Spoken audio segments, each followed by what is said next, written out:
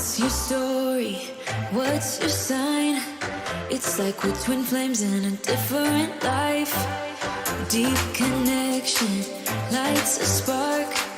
It's like you know me in the depths of my heart. We're dreamers. Don't care what other people say. We live it like this could be a final day. We're dreamers. Don't care what the others say. We're doing this in our own way. We come alive in the nighttime. Something about how we dance in the moonlight. That look in your eyes, it tells me that you want me and all my loving. We come alive in the nighttime. You and I, we come alive. We come alive. We come alive.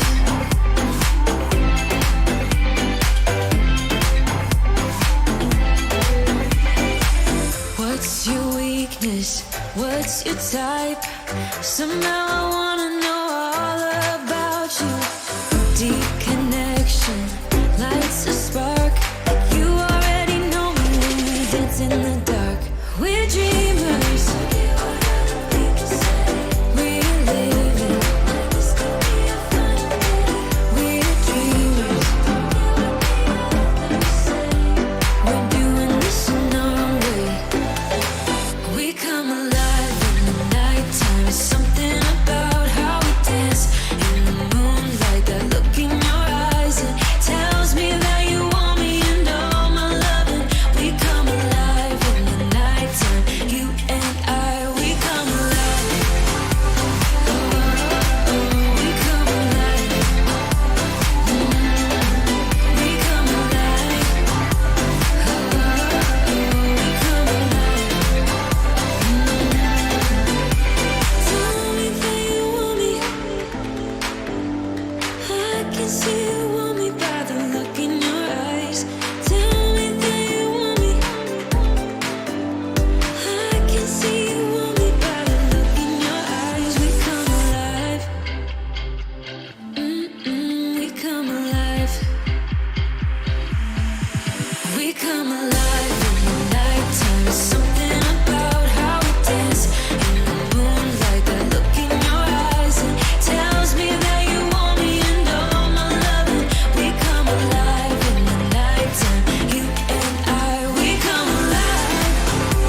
Oh, we come alive. We come alive. We come alive. We come alive.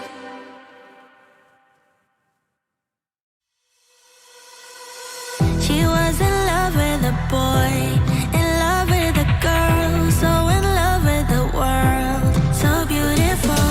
She was in love with the night, the way the sun shines. All she needed was love to have to hold, and nobody could make her feel down. She was always smiling from ear to ear, and everybody wondered around, will she ever know the feeling of tears? All she said to them was live your life just like you're young again. No, don't you cry, just get back up again. 'Cause if you want a life, then live it better. If you want love, then stay together. If you want to smile, then be forever.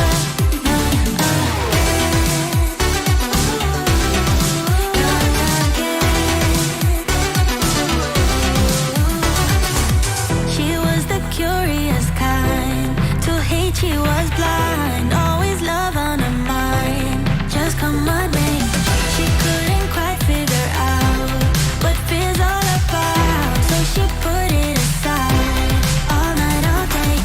And everybody talked about her. Said there must be something wrong with this girl.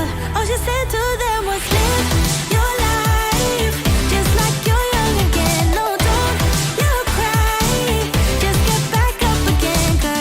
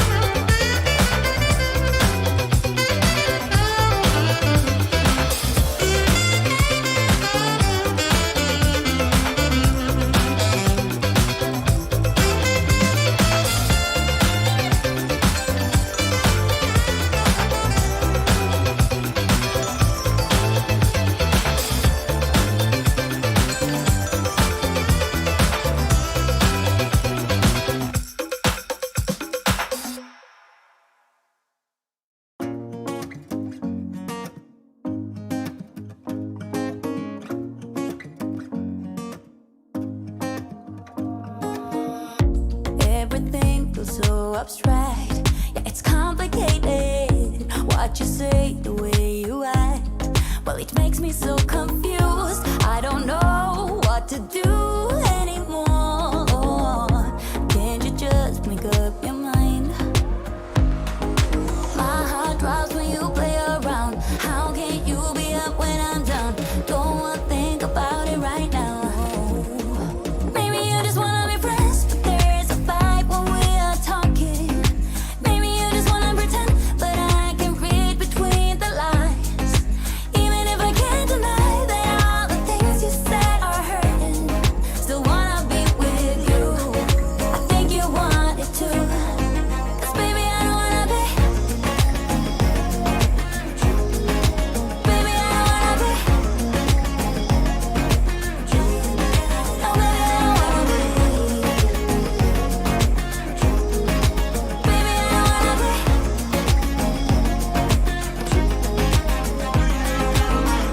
How it hurts to see you smile, like a dagger hit me. She just seems so juvenile.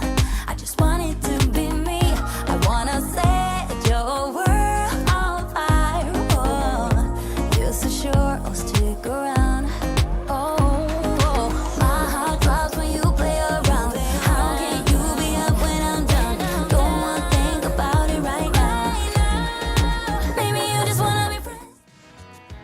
Hello, everyone, and welcome to Day 1 Rift Masters Season 1 Playoffs, Day 1. My name is Moose, and I am joined by Zephyr. It is a beautiful Saturday afternoon. Zephyr, how are you today? I'm doing just fine here, and hopefully not just me doing well. Those teams now competing for their last moments here on Rift Masters. Everything has collided and amounted to this moment here. Starting today, we'll follow through on tomorrow, but the matches count from here on out. Yeah, we've only got 4 teams that have been able to make it this far. These are the 4 best teams that we have seen throughout the 4 open qualifiers that we had, and then the last chance qualifier being included in that. Immortals, Tribe Gaming, Shonk Chortle, and Cloud9 are the 4 remaining teams here in the playoff. One of them will be the victor of this Rift Masters Season 1. Will get the lion's share of a massive $15,000 prize pool.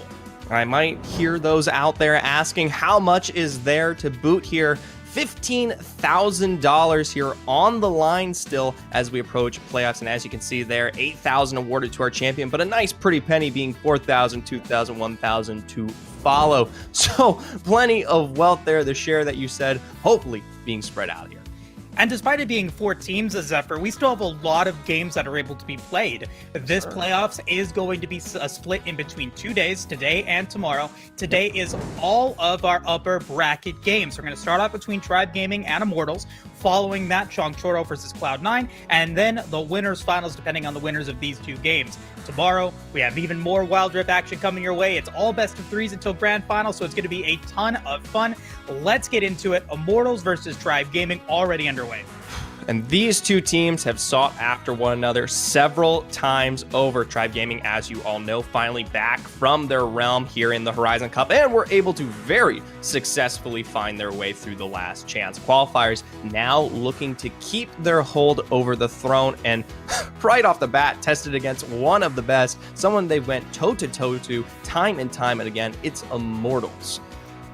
Yeah, Immortals' first seed out of the qualifiers, first place finishes in qualifiers 1 and 2. Dropped a little bit in qualifier 3, but they still had enough points to be able to get that first seed. They're going to be picking up the Ziggs and the Olaf to start off. So some early game pressure coming through from the Olaf, some nice sieging coming in from the Ziggs. Tribe Gaming, though, responding with some siege and some early game power of their own. The Nami and the Varus in the Dragon Lane, along with the Jace. That's going to be really, really fun to see in that Baron Lane. Wow, some level of aggression sought here from both sides, but as Moose has attested to, you have that Zed coming through, and it is Hoon's Zed, okay? Hopefully you guys all know and have seen this one pulled out before, but goes to show what level of contest these 2 teams are looking to work with here coming into game 1. We talk about setting the pace here, and what better way to do that than putting it up to an explosive start? Yeah, and with that Zed already getting put out in that third pick, you want to be able to ban out some of the champions that could potentially contest him. The Twisted Fate, really strong, not only against Zed, but just really strong in general. And the Akali, want to get that big assassin out of the way. That does, oh, Diana's already off the table along with Orianna, the Orianna. Diana, they're gone. Not many options. That pool is very limited there for Tribe to decide what they want to put in that mid lane. But the Gragas, the Malphite, some high engage opportunities getting banned away. So Immortals going to have to think about what they want to put Iraqi Zoro on in the Baron lane. Right, and remember, he'll be going up against more than likely Chunk there on that Jace, which is already heavy poke and heavy handle to deal with here. Now, we do see that Jarvan pinned out here to wrap that one up to at least bring a level of aggression here in response to that Baron lane. I don't know how it's going to match up, particularly against the heavy poke that can still come through there from that combo on that Jace, but we will have to wait and see. Instead here, Tribe Gaming, they'll round that jungle out with the Lee Sin to give them more of the heavy engage potential that they need to route control in this early game. And we look for now this mid to wrap it up in Irelia. Oh, so we could actually be seeing the Jace in the mid lane and then Aurelia go up to that Baron lane. I think that's, great adaptability there coming in from Tribe, but oh man, T Tiger is going to have to show us again how strong he is as that early game jungler, that powerhouse that he's going to be able to bring to the table. We've seen him control the early game in the last chance qualifier, getting massive dives over for DNZO. In the last qualifier that we saw, he was able to get really great jungle performance and great pressure there. And we're going to see the Rakan get picked up for Immortals. I think that's a pretty solid lineup there for this now very powerful team. I was going to say, I don't think it's just solid. It is a phenomenal setup there for that bot. And while no, you don't have the same level of aggression that you might usually find on the hard scaling from Gume, he will be able to completely dominate in terms of zoning out that lane and at least keeping it even until he becomes a menace here on that Ziggs. Combine it with the fact that you have now put Charm on his Rakan. I mean, we were talking about this before we even made our way towards the desk here. That is the #1 most banned out champion against Immortals, and it is for good reason. You do not put Charm here on that Rakan. The level of his engages, the control he exudes, and the fact that he initiates just about everything once we get towards those team fights is dire enough on its own.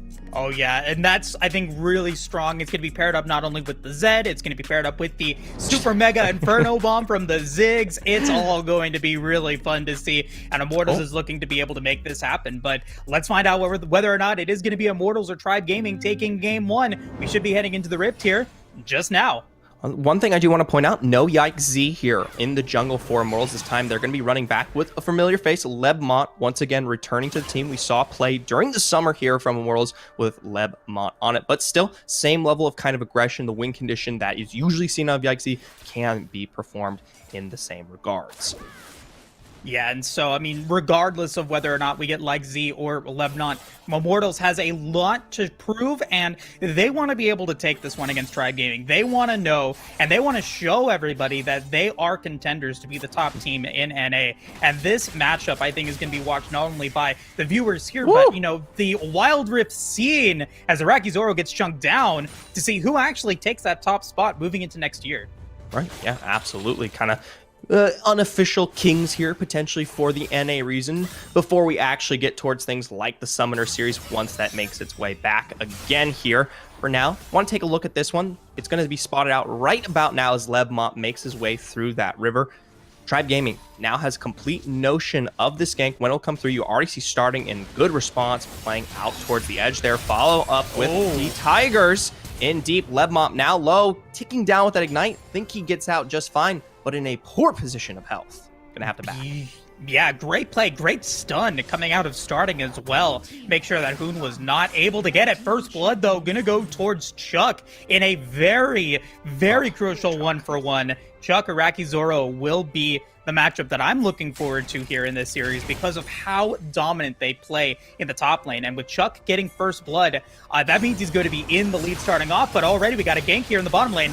Immortals taking low. Good response there found from another deep dive. Tigers constantly on the forward proactive foot here, finding rotations very successfully, not only to the mid, but also transferring that after his good clear towards the bot and dragon lane as well. No surprise there. This man is on a high tempo champion and he plays just as well to match it here. So Tribe Gaming now sitting, of course, 2 up in that early game. We look towards those side lanes, especially here. Could be response from Mortals, but Charm unable to find that great entrance that he wants. Yeah, unfortunately, will not be able to get that kill on it to starting, but he does disrupt the mid lane a little bit. Tigers, though, in the river, looking to be able to get that Scuttle Crab. Does get spotted, but I don't think there's really any response that Arakizoro can get for it, so he will still be able to get it. But that first kill, Serrated Turk already for Chuck. The trades are going to be very scary against Arakizoro now, just because of the lethality that Chuck was able to get early on, comparatively to the phage that Zoro has. Right. Regardless of that, though, game stealing very, very consistent so far for both these teams. While we have seen some deaths across the board, the lead hasn't extended past 1,000. Most of those golds sitting, of course, towards the top side, just entirely with little lead advantage found here from some of the clear across each of these champions. Other than that, it's nothing too dire straits. In the mid lane, though, starting caught out by that final death mark there and will fall in response. A great play from Hoon, showing how he makes that Zed work. Beautiful use of the death mark. I mean, starting never was really in a position to be able to drop his ultimate. That Vanguard not being able to get used, really not useful, I think, in that situation, just because of how slippery Hoon can be. Even Tiger using the Dragon's Rage, just not enough to stop the kill, actually helping Hoon be able to get it, in my opinion, there. But regardless of that, first kill going over to, I think, one of the carries for Immortals, going to pick up that Yomu's as well. And with that, Gume going to make his rotation over to the mid lane. Ooh, we do see Tigers there on the follow through from a bit of that split. Charm separated. They might be setting up for what will be this take here onto the Infernal in a moment's notice. They're pulling this one out, but you've got just about everyone, including rotations from that Baron lane down as well. Chuck, though, maybe going to make his return there. They might just be willing to handshake this one out, split for the Rift, but if they do not do so, definitely gives the Immortals plenty of opportunity to find their way back into this game. I mean, their composition can completely slow this one down when we talk about things like that Ziggs. Yeah, Deep Warding coming in from Immortal is going to be able to recognize that Tigers did go back. Means that Dragon was taken very easily, and now they might have the opportunity to contest this Rift Herald. Doesn't look like it is going to be the case. Tribe Gaming will take it a little bit later, so tempo in favor of Immortals for the time being. We'll see what Tigers are going to be able to do with the Herald once he drops it. But for now, though, game continuing to just move forward. And the big question that I think right now that Tribe Gaming has to answer is, where's that Rift Herald going to get dropped and how effective is it going to be?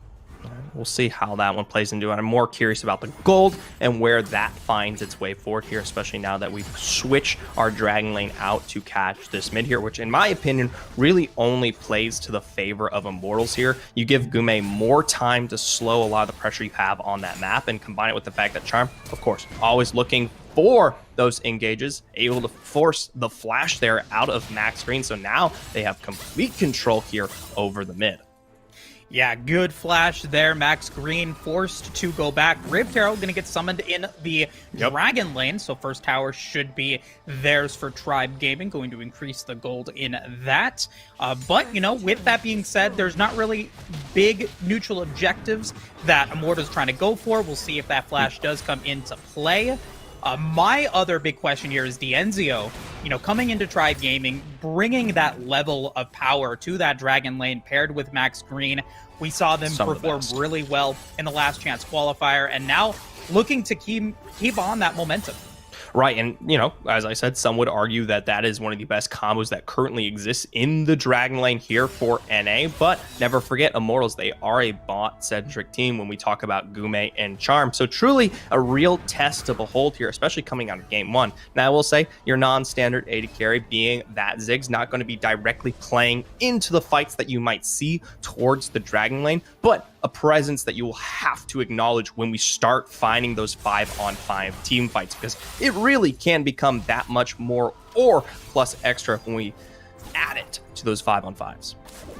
And, you know, looking at where the state of the game is right now, both teams very patient. They're trying to feel each other out. This is a best of 3 series, so that's very true. You know, game number 1, trying to see where maybe the strengths are at, maybe seeing if there's a weak point in one of these teams' armors, but it does look like Lemnot's going to get engaged on Tigers who use Dragon's Rage, but no one looking to commit any further than that. No kills, just some ultimates getting used.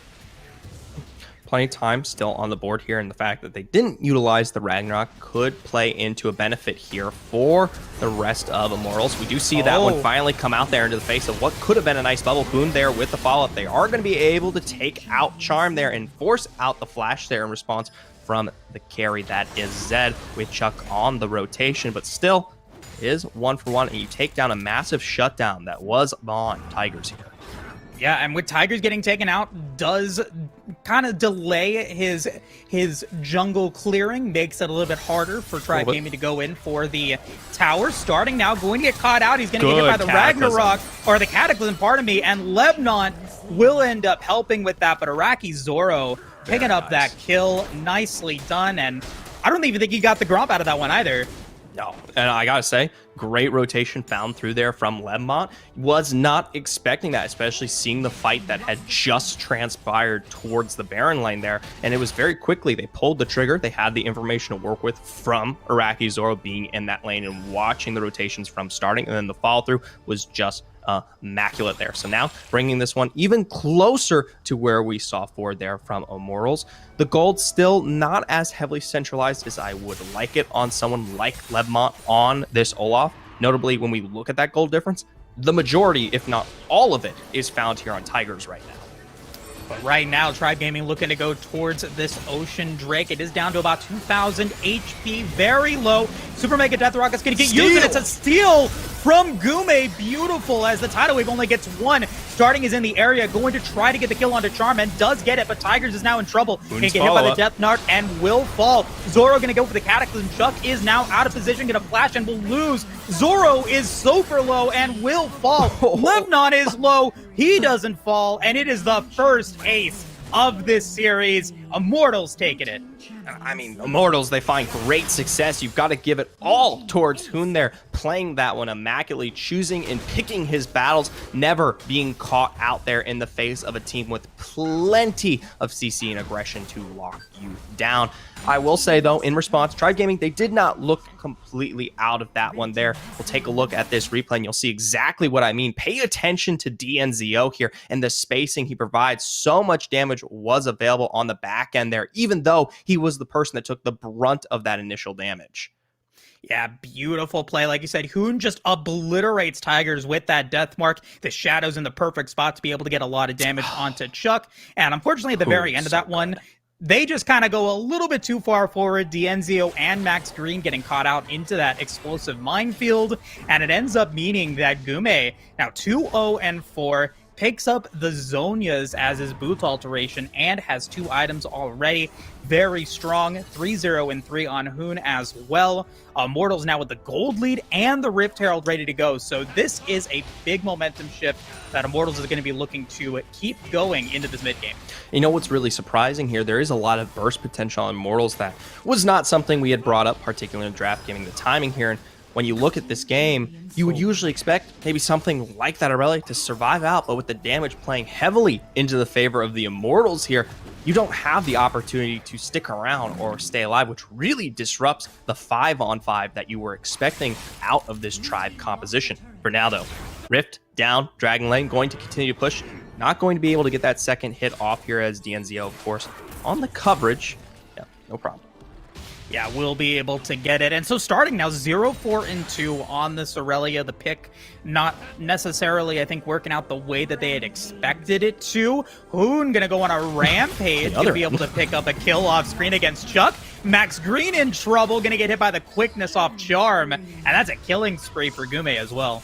So Hoon now spreading that wealth there. Gume also picking up what he wanted out of that last team fight. Your 2 major carries now in the best of spots here coming into our end game. Immortals, they have the best position that they wanted here, right? We talk about a little bit of the feast or famine that comes out of champions like that Zed. It hasn't happened here. Hoon made all the impact necessary to find success. And come on, can we really be surprised here? We're talking about Hoon's set. No, I mean, you're always surprised when you go up against arguably one of the best teams in NA, and Immortals is really kind of playing with them right now, not really having too much difficulty picking up those kills. And once again, it's going to be Chuck now in trouble. These deep wars making sure that Tribe Gaming is going to not be able to continue to push forward, and that's going to be Hoon going unstoppable. Completely split up here. Tribe Gaming not really paying respect. We'll see if they're able to fall through here with Rakizoro. Not quite the follow-up that they needed on that tidal wave, and now Zora able to capture Max Green under turret there. The turret's doing most of the damage. Back in goes Aurelia with a heal, though, and shielding provided from Rakan makes short work of the Tribe squad. Yes, while Rakizoro may fall, the rest are deleted. Oh man, Araki Zoro, that beautiful cataclysm, just gonna skewer Max Green right inside of it. The turret doing all the work. Unfortunately for Tribe Gaming, that is not the trade that you want, and I'm very concerned now for Tribe in this game. Almost 8,000 gold behind now, not able to be successful in what was a 3v1 fight. It's looking pretty grim. All right, yeah, definitely does not look good there. And I understand they needed to pull the trigger in some way to find returns there for what Immortals were finding, but the skill level found on Rakizor was just too much of a feat to work with here, and you shouldn't be surprised. Look at that itemization. He is still a front for this squad. Usually you might be expecting something else from a Jarvan pickup, maybe a little bit more damage or something to pull, but you don't need that. You don't need that. Immortals, they already have plenty to work with in their other lanes in terms of that potential. So we still get weak side Iraqi Zoro. He's still performing to that same degree in terms of the decision making. It's just on a champion that has a little bit more of the engagement potential, albeit more direct. Gume going to be in trouble a little bit, but Tiger's walking away. Hoon wants the kill. He's going to get the Guardian Angel, but will he be able to continue to keep it up, though? We've got a beautiful Mega Inferno bomb. Wow, that was perfect there from Gume. Very good, and they also continue to follow this one up. Catching starting out on his own there towards that blue side. Now with both the jungle and mid out here, you have full rotation available on this Baron. Charm there is available on the Rakan to look for potential engage to turn this one around. Don't quite have the ultimates available if they want to take this full fight, but with that damage in front of you, they have no choice. Yeah, Baron's going to get taken easily. Lebanon going to be picking up that kill, and it doesn't really seem like the loss of Yikes Z here in this game is really becoming a factor. It doesn't matter. No, not at all. And at this point, like, Tribe Gaming, I think they picked up some champions that could have worked out really well. They had great early game potential with the Varus and the Nami, but they didn't get the kills that they needed onto Hoon. They didn't get starting going, and now he's just so far behind. Everyone scared about this assassin, can't do anything about it. Hoon going to be able to get the death mark onto Tigers, trying to walk away.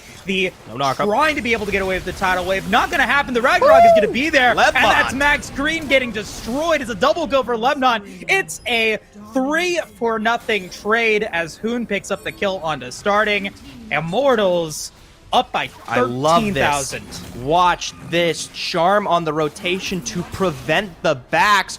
Opens up the base completely here for Immortals to walk this one down and find their way to success here in Game 1. A noble sacrifice from Charm. That was beautiful. It's a 3-for-1 trade at the end, but you lose the Nexus as well. Immortals takes Game 1. I don't want to say flawless victory, but it was clean. It was very clean. It was like Mr. Clean Magic Eraser against Tribe Gaming, just completely gone and wiped from the board there. Lebanon's damage, Gume's damage, 16,000 damage. So good on that Ziggs. And of course, Hoon showing us why he's such a dominant Zed player. Right. I mean, I give him high praise for the performance there found on that Zed. Was able to then spread the wealth coming out of that very successful team fight on the Dragon and just keep up the great pacing there across the entirety of that first game. which, like you said, no surprise, it is Hoon on that Zed once again. But still, it's something tough to pull off, especially when you're in the face of such aggressive scaling. And don't count Tigers out. When he was on the Lee Sin there in the early game, he was finding successful rotation into that mid, carried it bot lane, kept it up. It was just things fell out of range so quickly here for the side of Tribe once we had one of those one fights go not their way. Yeah, and I think the big turning point in game one was that dragon fight with the steal from Gume with that Mega Inferno Bomb and then the ace on top of that. Right. It's just very difficult to be able to recover from that because before that, Rift Herald getting taken by Tribe, the towers were in their favor. They just weren't able to recover from that massive victory that Immortals had, and that's going to lead them to being able to take game number one. But like I said earlier, this is a best of 3 series. And Tribe's lineup, the draft that they chose, I think they were really trying to see what works, what doesn't. I expect game number 2 to be a complete 180. And I think Tribe Gaming has a lot more tricks up their sleeve that they can bring into game 2. Right. I think there was plenty of realm for them to expand in terms of comp. But the thing was, you saw those bans. You saw how heavy they tried to position out and kind of disrupt the general flow of what we saw out of Immortals here. Even still, you had some odd picks. I mean, Rakizor was back on that Jarvan, not a standard that we usually saw much, but the playstyle and the way they approached it was just identical there. And still, you had massive carries that found their way forward, like the Ziggs, like that Zed, onto the people that needed them most here. In comparison, whoa, there were 4 bans here expended out against starting. What was it? Yeah. Orianna, Diana, Akali. I mean, everything and anything that has worked here for Tribe in these last recent moments, whether it be Horizon, Summoners, or the Last Chance Qualifier, was not on the board. Yeah, and speaking of bans, Charm didn't get the Rakan ban, wasn't, was able to pick that up last pick. They wanted to take Iraqi Zoro's engagements, engage tools out of the way, no Gragas, no Malphite, but that really wasn't a I think a factor. I think, had the Malphite still been available, I think that Zoro would have played as well as we saw than the J4. Yeah. So, I don't think we're going to get to see Charm on the Rakan once again. I don't know if we're going to see Hoon on the Zed. There's just so many options that are available to it. And now it's up to Tribe Gaming to recalibrate, decide how they want to be able to fix this, and hopefully have a really strong game 2 so that we do get that game 3 situation, which I know I would love to see. Right. I will say there's plenty of room for them to improve, but the pools are massive. So dictating particularly what kind of win condition you are looking for instead of trying to single target what is one of those lanes out would definitely be a little bit more impactful there.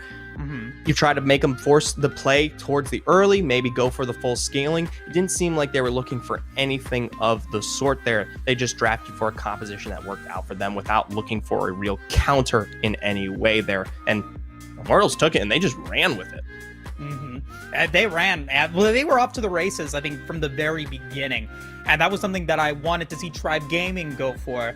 And they were. They did have it. Tigers was able to get the kill. Solid. In the bottom lane, or in the dragon lane, was able to disrupt the mid lane in the early game. And so there was that promise there to make it happen. I don't think that the early game specifically was an issue. I don't think that D'Enzio Max Green wasn't the issue. I think that the Aurelia just got outplayed, unfortunately, against Hoon. There just wasn't, got caught out too much. And it was a good pick. It was a good play there coming in from Immortals. Will we see, starting on an engage, heavy melee champion like the Aurelia again? Maybe. I think that, there are some questions that are involved with it. What other champions can start and go for, and what can he bring to the table other than that Aurelia? There's so many other options that they can play. So four of them were banned out. I mean, he was tough. He was in a rock and a hard place. Yeah, they have that much of an option. Yeah, fair enough. Well, either way here, you talked about it earlier, the moment that separated the fate of this game, taking it away from Tribe. Let's take a look here at that replay in the Star of this Baron, and you called it out yourself. A wonderful Mega Inferno Bomb, even to secure what was that steal to start things off. Yeah, and you see, I mean, once again, you take a look at what Charm was able to do. Dienzio was caught into that quickness, had to be caught away from that, and just wasn't able to be involved in the fight. You see, he was just not really involved for, you know, a good 70% of that team fight, so wasn't able to get that damage in and just gets obliterated by just one bouncing bomb from Gume there. So had Dienzio been part of that fight, had he been able to drop a strong chains of corruption, it might have been a different story, but he was just caught out of position, unfortunately, and took the brunt of that damage. And so next time, you know, Dienzio's spacing maybe going to be a little bit better. I think, you know, not the worst team fight. It still was really close for a little bit of it, but Hoon finding the nice death mark, and with Dienzio getting out of the way, the team fight just collapsed for Tribe. And like I said, it just kind of forced Tribe Gaming into a corner that their team wasn't built to come back from. They just didn't have that oomph needed to be able to get them into that late game. Right, and it wasn't just Dienzio there in that fight. You also had a strong kind of pullback from Max Green as well. So the entire Dragon Lane combo was not available to fight that one, because Max Green had to pull back to make sure that Dienzio was, of course, going to be healthy and stay alive in those moments, given how low he was. Once you finally had that Nami arrive, it was no longer an option to even play into that fight here. Either way, we approach game 2 already in towards the draft here. And once again, we do see some similar bans, but most notably, Immortals, no Ziggs now here on the board. They're going to take that one away from Tribe now that they've switched sides.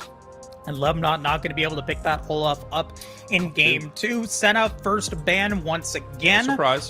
Diana also going to get banned out from Immortals. I think Starting had a great performance on him in the last chance, or on her in the last chance qualifier. So taking that out of the way, not going to be available. But something to note here in these playoff matches is that we do have Kale and Morgana on the board.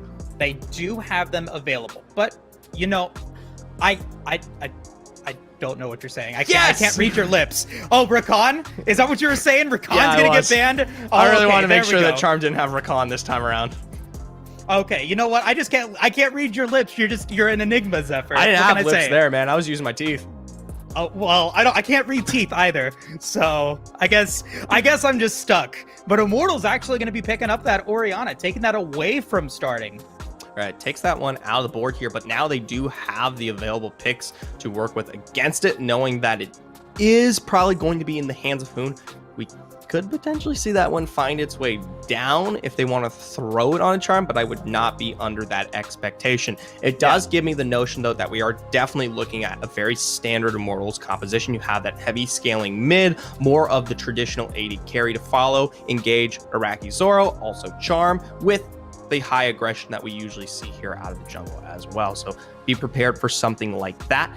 Tribe Gaming, they stick to their pudding here. They're going to start with that Thresh, look to probably finish out the entirety of that bot. Don't know if they're going to throw for counter just yet until they have more information on the board. I don't know if I'd like for its second rotation. We saw what happens when Starting's pool is pinched.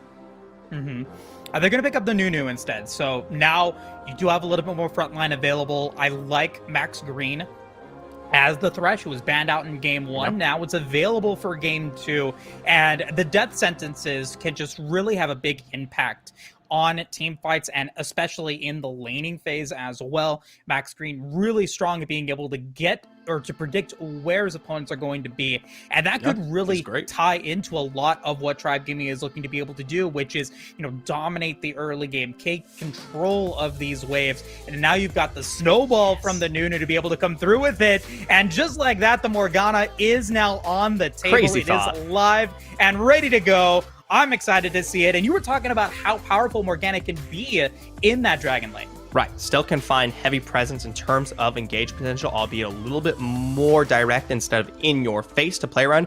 But what I love about this is you finally have something to counter out what is the presence of that Thresh. That death sentence not going to be as useful as well as any of the most or more notable engage tools that come out from this team here. So definitely delaying what starts you may be seeing out of Tribe, especially if they want to put pressure down towards that Dragon Lane once again here. So the combos that we usually see out of someone like T-Tigers, not going to be as impactful this time around here with that counter position available. Now, They have not, with that Wukong, they have not officially picked out what will be in the actual Dragon Lane there for Gume. So I would expect Tribe to start maybe looking to pull his pool apart here once again. But I can't quite say whether we'll be finding that Wukong up towards the Baron with a Rakizor or where it might kind of reside in that jungle as well. No, they are going to target out Dragon Lane. Yeah, good. Yeah. I think that, you know, you've got to be able to do it. Immortals, though, once again, picking some champions away from starting. The Diana, the Ziggs, the Akali are now away. You said Ashe. I think Ashe could be a good pick up here for Immortals, but taking out the Jhin against Tribe Gaming. And I think, you know, with Immortals, they kind of called out Tribe Gaming a little bit and said, hey, you know, if you don't pick the Varus now, we're going to ban it out. And you're going to have to pick something that maybe you're not going to be available for. And you're going to have to pick something that maybe isn't as strong in the early game that you maybe want to look for. Is because you've got a lot of early game that is available. What's going on, Zephyr? I can't hear you. I've lost it. I thought you could, if you can't read lips, maybe you can find a way to read sign instead here. I just started calling out what we might be seeing towards that Dragon Lane, albeit maybe not directly in terms of speech. If any of you, though, out there in terms of viewer can read my hands here, maybe you might have a notion already. I, of course, want to see something more of the scaling potential once again now here into the hands of Immortals. We talk about late game scares like the Xayah that have come through time and time again once in that Dragon Lane. Wouldn't be surprised to see it. Something that I do find interesting, even though a lot of his consistent picks aren't banned out this time when we talk about things like that Gragas, we still see Rakizoro going to be playing through on that Jarvan once again into the Jace matchup. And while the early game was not too impressive, given that Jace, of course, definitely holds dominance in the lane, the way he was able to respond as it continued forward was just as good. Ooh, even heavier damage. MF. Beautiful. Man, this That's a wombo combo team fight. I am so scared. You've got ball delivery with the Wukong and with the J4. You've got the counter CC with the Black Shield from the Morgana, so they are going to be able to find their targets and be able to get into that position. The Cyclone into the Cataclysm, into the Shockwave, into the bullet time. It just looks super scary if they are able to get the team fight. But Tribe Gaming, so much global potential with the Jace, with the early game power of the Varus, and now with the Twisted Fate to bring it up as well. If Tribe Gaming is able to get to an early game state where they are in the lead, Immortals is never going to be able to be in a good position to go for that 5v5, and it's going to be really tough for them to be able to get Tribe Gaming to try to play their game. So Tribe Gaming, they've got some great early game power that's on the table. Can Immortals survive the first 5-7 minutes to be able to get them into a game that they want to play? I think what is interesting this time around, we already know what we can find from Tigers here when it comes to his ability to gank and provide pressure towards these side lanes as well here. Granted, we'll be working into that Morgana, so maybe not as consistent as we might expect, but still, now that Twisted Fate is on the board here for starting to make rotations and potentially find success in assisting here, that was something that we did not have the opportunity coming out of game one to really take notice of. So potentially Tribe Gaming, now with the double entendre that will make its impact towards any one of these lanes, could potentially find much better success to put carries like the Varus or even the Jace. We saw that it still went for, of course, heavy damage, heavy poke potential there, to be in a better foot forward and at least enable the win condition that they've drafted for themselves. And I mean, I love this Twisted Fate from starting. I think beautiful pickup here. Really strong opportunities to be able to, like you said, assist. But it also keeps that early game snowball going, because once starting get hits level 5 and is able to use Destiny, you're just able to keep that momentum up. You extend that early game power a little while longer, and to be able to then get the Jace online. And once the Jace gets online, there's very little that Immortals is going to be able to do unless you send 2 or 3 members down to be able to combat him. I think in a 1v1 situation, maybe the Wukong, maybe the Jarvan are able to go up against him, but it's, I think, a much better composition for Tribe Gaming that I think is going to make sense for what they do well in the early game. And I'm very happy with it. I'm super excited to see how it plays out. Absolutely. But I will say, if they don't find their way in the early game, they don't capitalize on kind of the aggressive poke that they do have available here, this composition will not be as successful into the direct 5-on-5 against Immortals if they, in the other end of the bracket, are able to at least get the ball rolling themselves here. If you're excited for that comp, then I'm going to be excited for the Immortals there. I want to see the Wombo come alive, but more importantly, I want to see what Charm can do here. This is our first Morgana at Rift Masters, albeit probably one of the first Morganas in tournament just about anywhere here, right? So to see its impact and what it might hold will be definitely something to look out for. Yep, Immortals is now up 1-0 in the series. Whoa! Lemon in trouble, has to go for the decoy first, and he falls. Tribe Gaming making a statement. That's Tribe. Beautiful play. I was about to say, not ones to slouch anytime soon. Their mental not anywhere close to being done here in Out. Of course, we shouldn't be surprised by something like that. That kill finds its way over to just who you need it on, DNZO, and be able to pull back and now keep up all the aggressive pressure here in this Dragon Lane. Oh man, I mean, that is exactly what you wanted for Tribe Gaming. They want to be able to get DNZO going. You disrupt the early game from Lemont as well, who had to pick up his clone as well, first level, and so, wow. Still going to be even further behind Tigers in his clear, means that, Tribe Gaming going to be a lot safer in this early game in terms of this laning phase, because there's going to not be enough. There's not going to be a lot of pressure that Lebanon's going to be able to bring to the table. Well, for now here, they do trade a little bit of that vision control there. We could have seen potential return ganks found towards something like that mid, especially since the flash is blown there, but Worlds have done a good job to potentially ward off that notion. For now, topside, Chuck v Iraqi Zora. A game deciding competition up there that still hasn't yet been sniffed out in its entirety in terms of who really is the successful winner. For now, though, the gank that I was discussing just quickly dodged out. No surprise. Yeah, Hoon going to be okay. That's He's what fine. You want to see. It's ball v ball action. Stop. And you know what? Sometimes the bowling ball is able to defeat the rolling boulder, and today Hoon able to get away just fine. Okay. I do want to point out though that Tigers was able to pick up the Krugs against Lebanon there, just to be able to disrupt a little bit more of that jungle play. Black Shield on the Gume, trying to be able to keep it going, but I mean the pressure there. Tribe Gaming, lot of pressure now. Iraqi Zora being able to get free damage onto the turret, and there's still camps to be taken for Tigers on their side of the rift. For now, they were able to level some good damage found out from that nice push assisted by there from Tigers. Not enough to break full plate here. I am interested to see what this back will play into for DNZO. He is a notable 1,000 gold ahead here of his counterpart, Gume. So immediately straight there onto the Mana Moon. Yeah, no surprise there. And now going to be super quick in being able to get that more mana. And that's going to be not only deadly, but also really fun to see if he is able to land those Chains of Corruption. Level 5's now on the board for 4 out of the 5 members for both teams.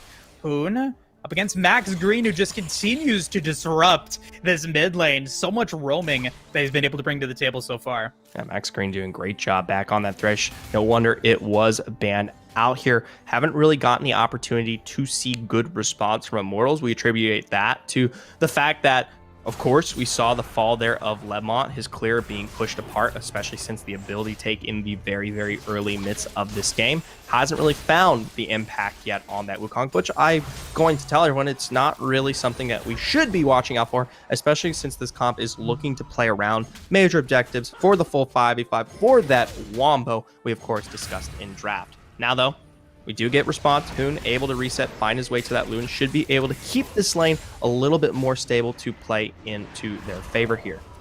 Yeah, and with the Infernal Drake now spawning once again, I don't think Immortal's going to be able to steal this one. I think that's my bold prediction here, Zephyr. I think that Tribe Gaming does have the first dragon in the bag. What does Immortal decide to do with it? They could just stay in their lanes, but no, they might actually be trying to contest this one, Zephyr. Now they've got full 5 rotation here available to make their engage, but Tribe Gaming, they're just as quick to pull away from this one, not look to take that fight. Information is available now that you do have full 4-on-4 members. technically, Tribe is at an advantage given that the Destiny will always play into their favor when you need rotations out of starting in comparison to Hoon here, but because neither team pulls trigger, it doesn't really matter. I do like the fact that Immortals stepped up to at least the pace that forced Tribe to back off. Yeah, and I think that's pretty big for Immortals. You know, Tribe Gaming should have been able to be They're gonna go in a great position to be able to go for it, like, immediately. But no, they didn't feel comfortable. They back off. They do get some poke, thanks to D'Enzio, so they do chip away at some of the health bars. The Destiny getting used by starting. He knows where the rest of Immortals is, so this fight is now coming into play. The Cyclone. nice use of the bullet time into the Cyclone, though. They have a lot of damage onto Zoro, though. He is in trouble. The Cyclone from Lebanon going to continue into a beautiful shockwave from Hoon to be able to get 2, but it is a 2-for-2 trade at the moment. Tigers is still alive, and so Tribe will be able to take the Dragon. Gume is low. Everyone has to go back, and Tribe Gaming still with pretty nice health bars. Gonna go straight over to the Rift Herald. Right. Now taking both of those neutral objectives, going to be able to push themselves that much further in the driver's seat playing off of this one here. And I really can't even attribute that to maybe little differences in terms of the itemization or gold, because both teams, they truly had that one item spike available here when they came into that full 5-on-5. And it'd be crazy to say it, but could you imagine games being now decided twice in a row from the early Dragon take? I mean, I could see it. I think, you know, the big play, the big reward that Tribe Gaming was able to get was that Rift Herald. It was a 2-for-2 kill trade, so Tribe Gaming still in the lead kill-wise, but because Tigers was so healthy out of that play, they were able to take the Rift Herald on top of that, and that is the big reward. Immortals now going to be behind the 8-ball here, I feel like, and are going to have to try to respond somewhere on the Rift when that Rift Herald gets taken out. And so now I'm really curious to see what Immortals' reaction to this is, because they do have to respond in a big way very soon. I'd say they're still in some level of balance here, especially since most of that gold find its way over here to people like starting in D'Enzio. But if game one's anything to go off of, the minute you put those carries ahead in such a margin, there isn't really a realm to come back into it. For now, though, we have Faith, Immortals. They play into a great wombo, like the one you just see there.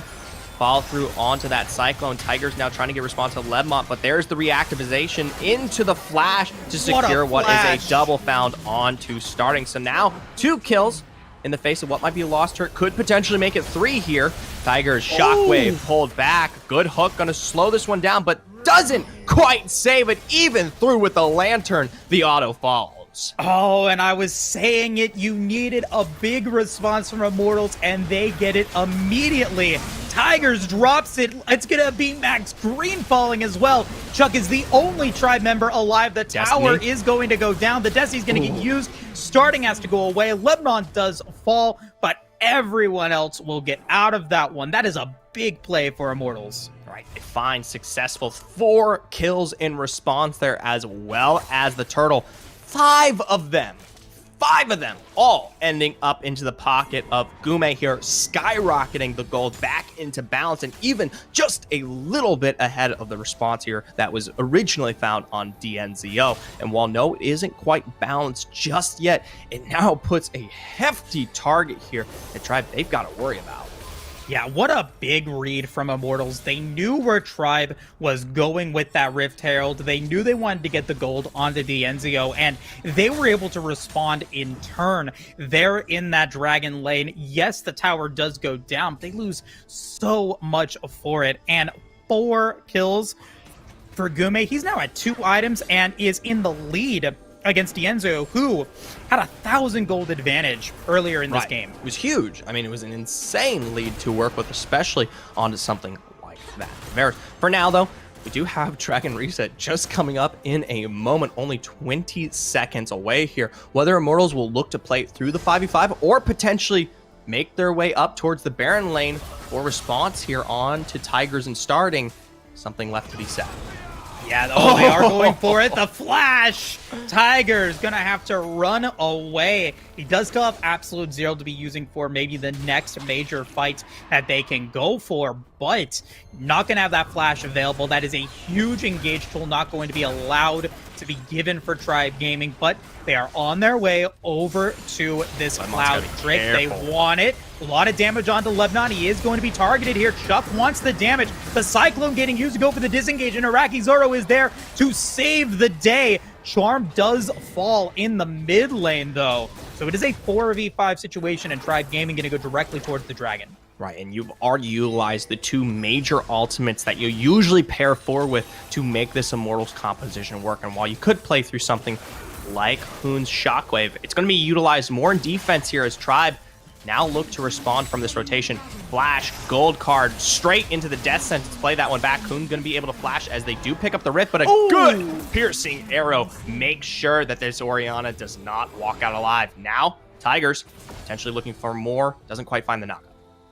Nope, and the Rift Herald getting taken by Immortals is a nice little consolation prize. Yes, you do lose Hoon, but you don't allow Tribe Gaming the last Rift Herald, that big neutral objective, still going to be available here for Immortals. Let's see how effective it's going to be, but the fight is now played. Tiger's in trouble, trying to be able to get away, and does do so indeed. Lebanon taking a little bit of damage thanks to the power that is Chuck, but no one going down. The tower does get taken. Immortals now down by about 3,500 at the 11-minute mark. Right there. And it's a good play from Tribe, catching out what they can in terms of the minor picks that they do find. Some of the one-on-ones, Charm notably in that mid lane from that earlier fight, maybe a little too quick on the rotation back towards Dragon, not respecting that Tribe already had most of their members looking to defend that one to begin with, and then of course onto the Rift, finding one more there. Now, a little bit of the gold lead ahead, most of all of it of course found here into your major carries, but still a very balanced game across the board. I do like the fact that Tribe, though, now kind of learning what was their weakness into the fight there in the bot lane where you had 4 members fall, are playing a little bit more respectfully.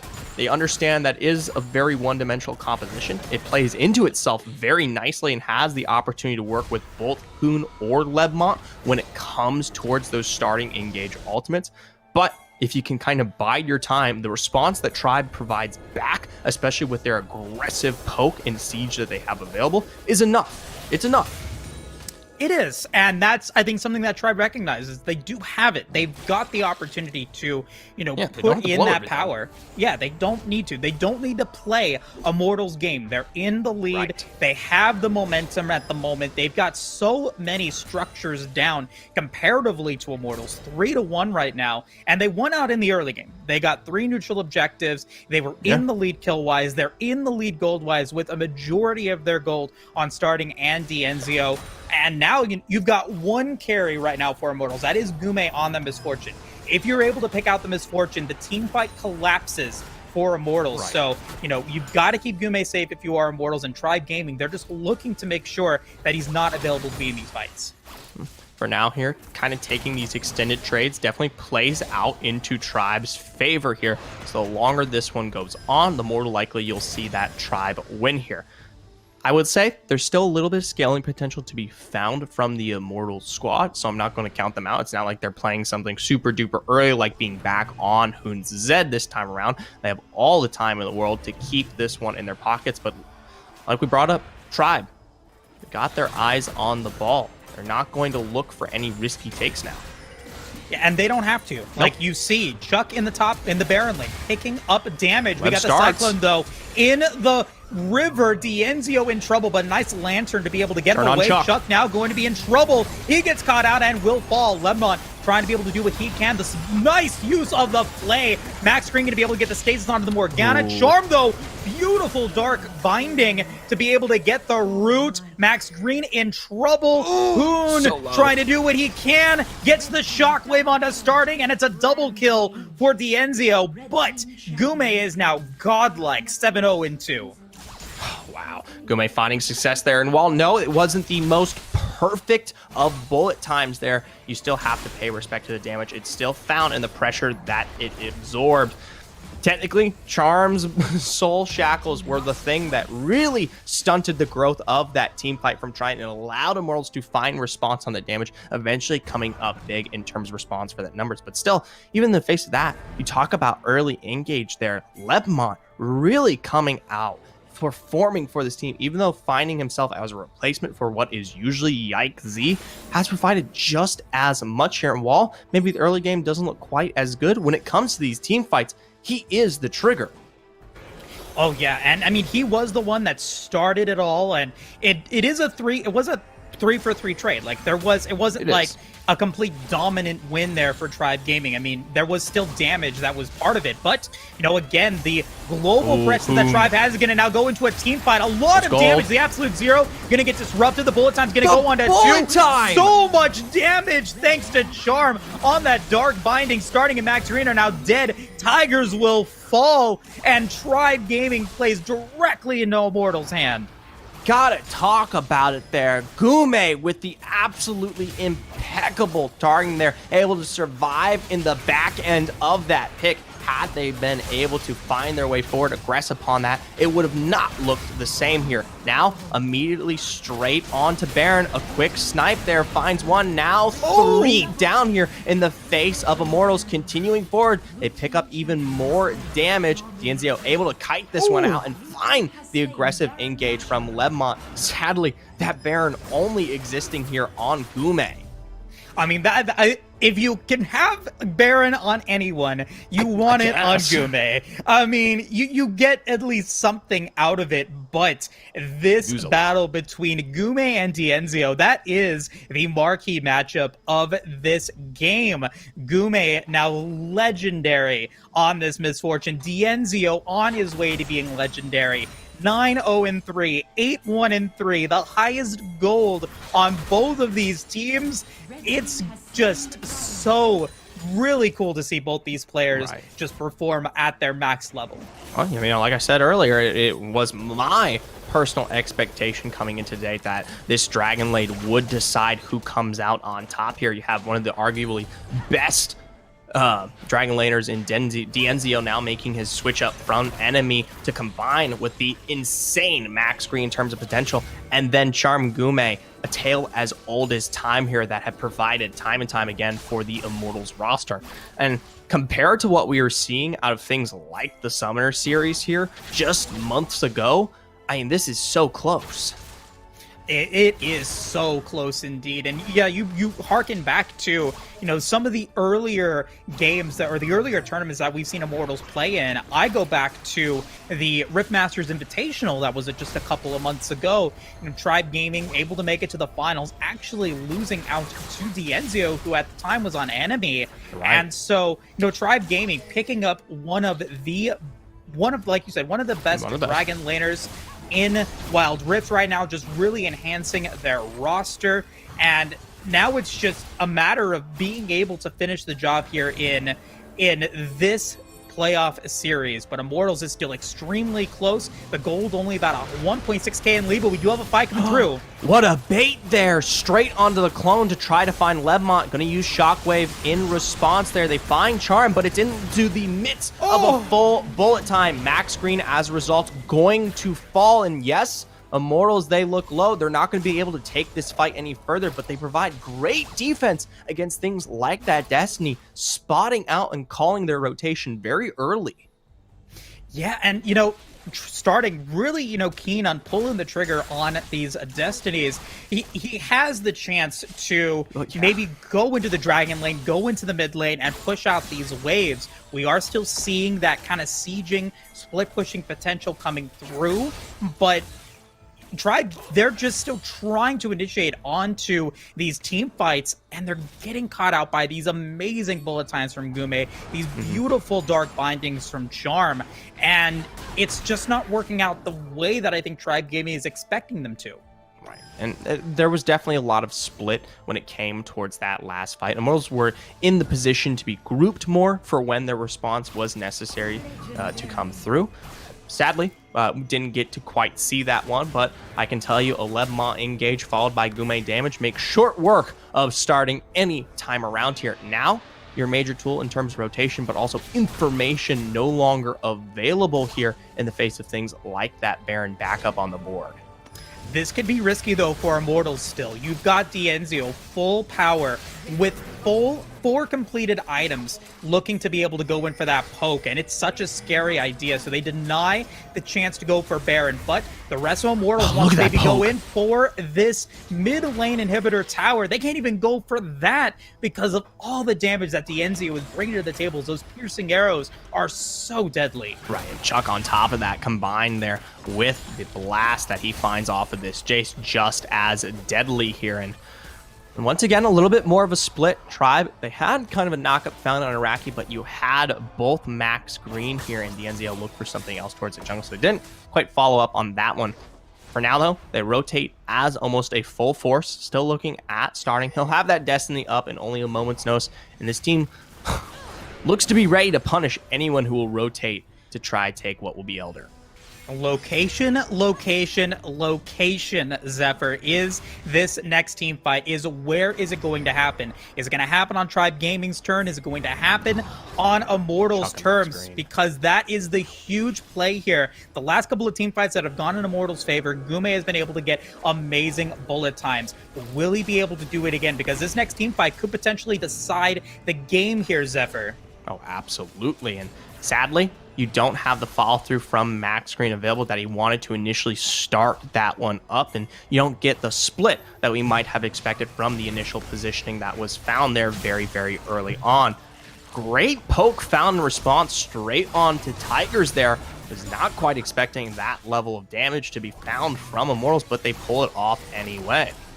Yeah, not quite punished because D'Enzio and Max Green had to go for the long way around to get back into the mid lane. The piercing arrows not landing onto their marks just yet, but Tribe Gaming trying to be able to maybe force Immortals into the river over at Baron, now looking to go in for the initiation. They're going to be able to get the snowball onto Iraqi Zora, but they're not going for anything just yet. Chuck had to go golden. The Destiny is getting used, and Immortals has river control. Now no longer has vision in the river. Wanting to be able to go in, but got the flash into starting. Will have to flash away.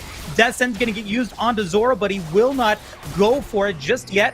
Lebanon going to be low, but will be able to get away. Hoon very forward in this fight, but no one going down as the fight continues to be so crucial here in this play, starting up into the Baron lane. I find that really interesting in the face there. Chuck, the minute we saw the Destiny come out, Lebmont went for it, right? Expends the Cyclone immediately. And of course, Chuck going to respond by going straight into stasis, but it made the sense that he just could not do it. And then the team can't step back into the Wukong because the reactivation of that Cyclone always available. For now, though, continuous poke. Immortals, they started this dragon up early, but a reset through from Tribe Gaming might be able to punish. Bullet time is found to take that first initial kill here onto Max Green, but it's nowhere on the carries that you want. Good Cataclysm onto the backline for D'Enzio, and starting there as we do see Elder picked up here in response. Chuck to fall, starting flashed upon there as Lebmont is almost able and does find a successful double here. Immortals, it's a full team wipe. 3 for 5 or 2 for 5 in favor of Immortals. They pick up the Mountain Soul as well, and Gume does not fall. Another beautiful bullet time. We're getting the emotes as Immortals. They're going to be able to take game number 2 and head into the winners finals against Tribe Gaming. My word, what a play, and what a game 2. That is just insane here. I mean, this rewrites the potential that just the expectations that have been on the board here in North America, especially with Tribe's return after the Horizon Cup. We already knew that Immortals v Tribe Gaming was going to be the ticket that everyone was waiting for here at Rift Masters, and the fact that it comes out in such a fashion here, I won't say dominant, I usually say in such a dominant fashion, as a broken record as I may be, but the fact that Immortals were able to take both games in succession while leveling what looked to be that much or worse of a game here in our second of the series is a statement in itself. Yeah, but shout out to D'Enzio, though. 36,000 damage. The battle between Gume and D'Enzio was the deciding factor of that play. And that last team fight, D'Enzio not able to contribute the damage that Gume was able to provide in these team fights. Yes, the poke was there, but it wasn't enough to get past the front line, the black shields that Charm was able to provide, the shielding that Hoon even had. There was just so much power that was behind Immortals' squad, because that was a 20-minute game. That game went on for a very long time, and unfortunately, like Milk, the Tribe Gaming's roster just expired and just wasn't able to get that same flavor, that same power that they had earlier in the game. Okay, well, you know, Milk, what it may be, analogies, they'll find their way forward here from Moose anytime around. You know what? You got to drop it sometimes. Sure, man. 2% full vitamin D, oat milk, mushroom milk, it's all there. Okay. Immortals, they find a successful victory 2-0. Like Moose said, they move their way forward here on to our finals, our winners finals, of course. Tribe, they'll have a chance to make this one back up against whomever will lose our next series here, Chonk Chortle v Cloud9. Yeah, and that's, I think, the big part about, you know, this playoff series is it is a double elimination bracket. Means that while Tribe Gaming did lose out in this first game, they are not out of this tournament. They have one last chance to be able to win it all. They're going to have to make a phenomenal losers run, and there is a chance that they could potentially do that. But for now, their day, I believe, is over. They will come back again tomorrow to be able to face off in the losers bracket. We're going to take a quick break before we jump into Chonk Chortle versus Cloud9. You don't want to miss it. We'll be right back. This moment.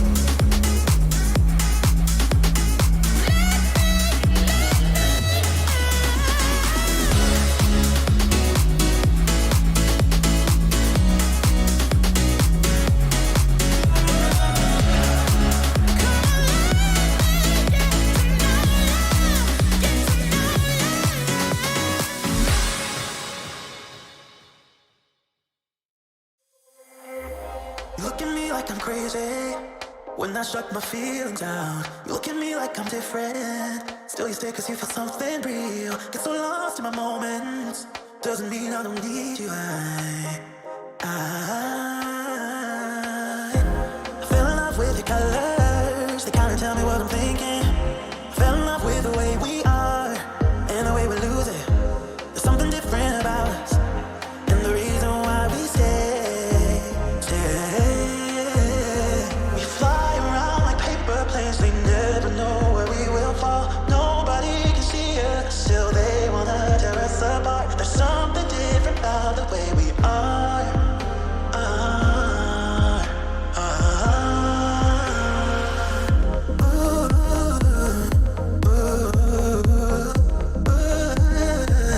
There's something different about us.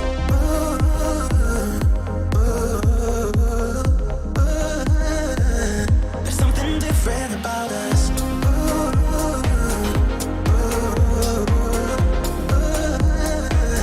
There's something different about us.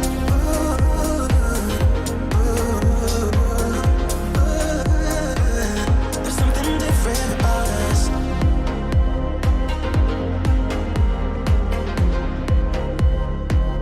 There's something different about us.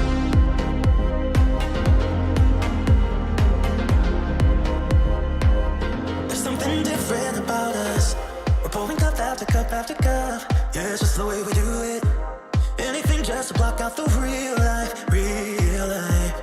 Yeah, we love in the way they think we're so messed up. Even if what we're doing is bad, there's so many emotions. Sharing stories that we never had, yeah, none is real. I think we're searching for reasons not to be like them. We fly around like paper planes, they never know where we will fall. Nobody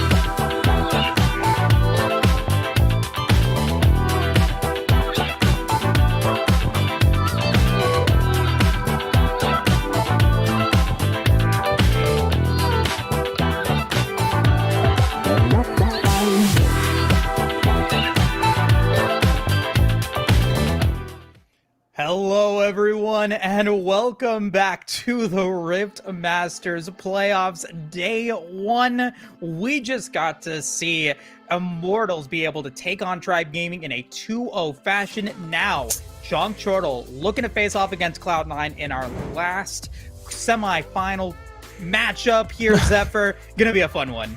Yeah, absolutely. And I'll tell you what, these two teams have taken it towards each other for I don't know how long, and compared to what was a very dominant showing in the past when we talk about Tribe versus Immortals, these two teams have been at each other with their wins and losses back and forth. Notably here recently with RiftMSTRS, it was Cloud9 taking the 2-0 in semifinals here for qualifier number 2. So maybe Chonk Chortle now looking for a little bit of revenge here coming into this one.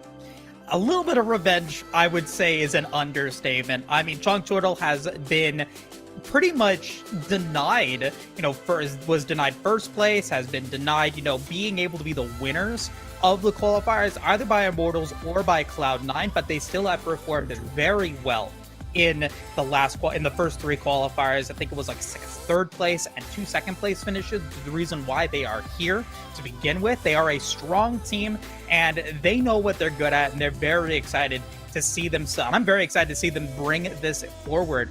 Let's see what they're going to be able to do up against a team that has beaten them in the past. Cloud9 picking up the Renekton, the Caitlyn, and the Thresh. Chonk Chortle, Olaf, Lulu, and Orianna getting picked up here in the first round of draft picks. All right. I will say the most notable thing had not been picked out yet. Tarzan here still undecided regarding what will be that jungle pickup. I'd of course like to see him on some level of aggression, maybe one of the major carries that we have seen him pull off before. And they're actually going to leave it up for full counter so he can get an entire read here on Chonk Chortle, as we do see what will be a level of aggression now found in the mid here for Cloud9. Going to be running up that Diana here. Yeah, a beautiful pickup. I think Diana really strong in Wild Rift right now. We saw it banned out in our last series, this time getting all the way down to the last couple of picks here. So, really excited to see the difference in priorities that both of these teams have. Ezreal getting picked up. I mean, this is a completely different composition than what we've seen before, because Chonk Chortle, they are a different team. They are built different, they work differently, and now we get to see it faced off against Cloud9, who, while they've had rocky positions in previous tournaments, they have found their rhythm, and they're looking to bring this composition and their team into the main stage, and this would be a great statement win for them. All right, and now to kind of wrap this one up, Tarzan here looking for something early that can pull pressure off to make impacts like the Lee Sin. Called it out earlier. Tarzan now back on one of his favorites here. Going to be hopefully finding his way, whether it be towards Zalo up in that top lane here on that Renekton, where he can have a very favorable matchup against the Darius with a little bit of early pressure. Or, of course, that Diana hits those massive power spikes, then gets the Moon Rush to fall through on what is the Moonfall, my apologies. And then suddenly you have a massive problem in terms of both of those lanes. Oh, yeah. And that's what I'm looking forward to. Cloud9 looking to really dominate, again, more early game in the jungle, but they've got the power throughout the lane and throughout the game to be able to continue to keep that damage going with the Caitlyn and with the Diana. That Moonfall can be so powerful regardless of what the game state is in. Renekton's going to be just fine as long as he's able to get some tanky items, able to use that dominance, and will be able to stay in the front line for a while. So you have 4 melee champions right now for Cloud9 that are able to protect this Caitlyn, who has a little bit of heal herself. So Cloud9 really focusing in on trying to make sure that the damage is there and that Chonk Chortle will not be able to respond to it to be able to get back to that backline. And if we're talking about backlines here, we can make our way back over, of course, to Chonk Chortle. Nori, this is a game that I really need to see a lot out from them. While there is plenty of the engaged potential and rundown that is provided from things like Luan's rush on that Darius, or what will be, of course, Black Camel here now on that Olaf with his aggressive potential, Nori needs to be able to provide just as much to work with. And I'm not saying Nori cannot here. Nori, I give all the love out into the world for Chonk Turtle, has seen massive improvement over this entire split. This is not a team that usually looked to play around their Dragon Lane, and as it has consistently gone on, Nori has done that much and more here, so much so that you've seen it, Moose. They'll throw Nori on straight that Varus, and then will simply get the job done at the expense of anyone else he is around, whatever the draft may be here. So, totally not saying it can't happen. I'm still obviously looking for major success out of Nori here. It's just one of those kind of things that we have to keep our eye on. Oh, yeah. And I mean, Nori showing us what he's been able to bring to the table before. He has, a lot of opportunity to, bring that into this game. I talked to him a little bit earlier in the day about today's playoff matches. He's very excited to be facing off against Cloud9. And he's actually, really looking forward to facing off against Meals. Meals has performed really well for Cloud9 in the past. He plays some mean tanks and some mean opportunities for Cloud9, and I'm excited to see what Cloud9 is going to be able to do with it, what Chonk Turtle wants to bring to the table to go up against that. And you were talking about how improved Chonk Turtle is as a team. They have grown here in the RiftMSTRS series, and they're here for a reason. The fact that they're still getting better is a really good statement to people.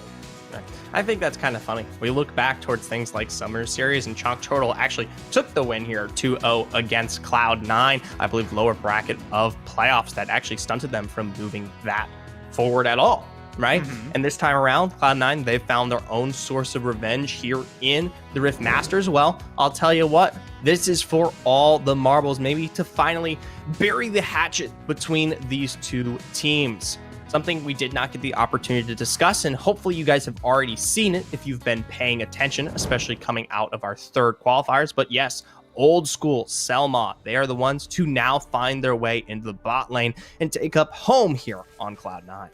Yeah, oh yeah, and that's, I think, something that there are some questions now that are going to be involved is, how does Cloud9's roster look now that old school is a part of it? What is he going to be able to bring to the table in this Dragon Lane? I mean, that's been the question. I think that's the theme of today's playoff so far, is how impactful these bottom lanes are going to be.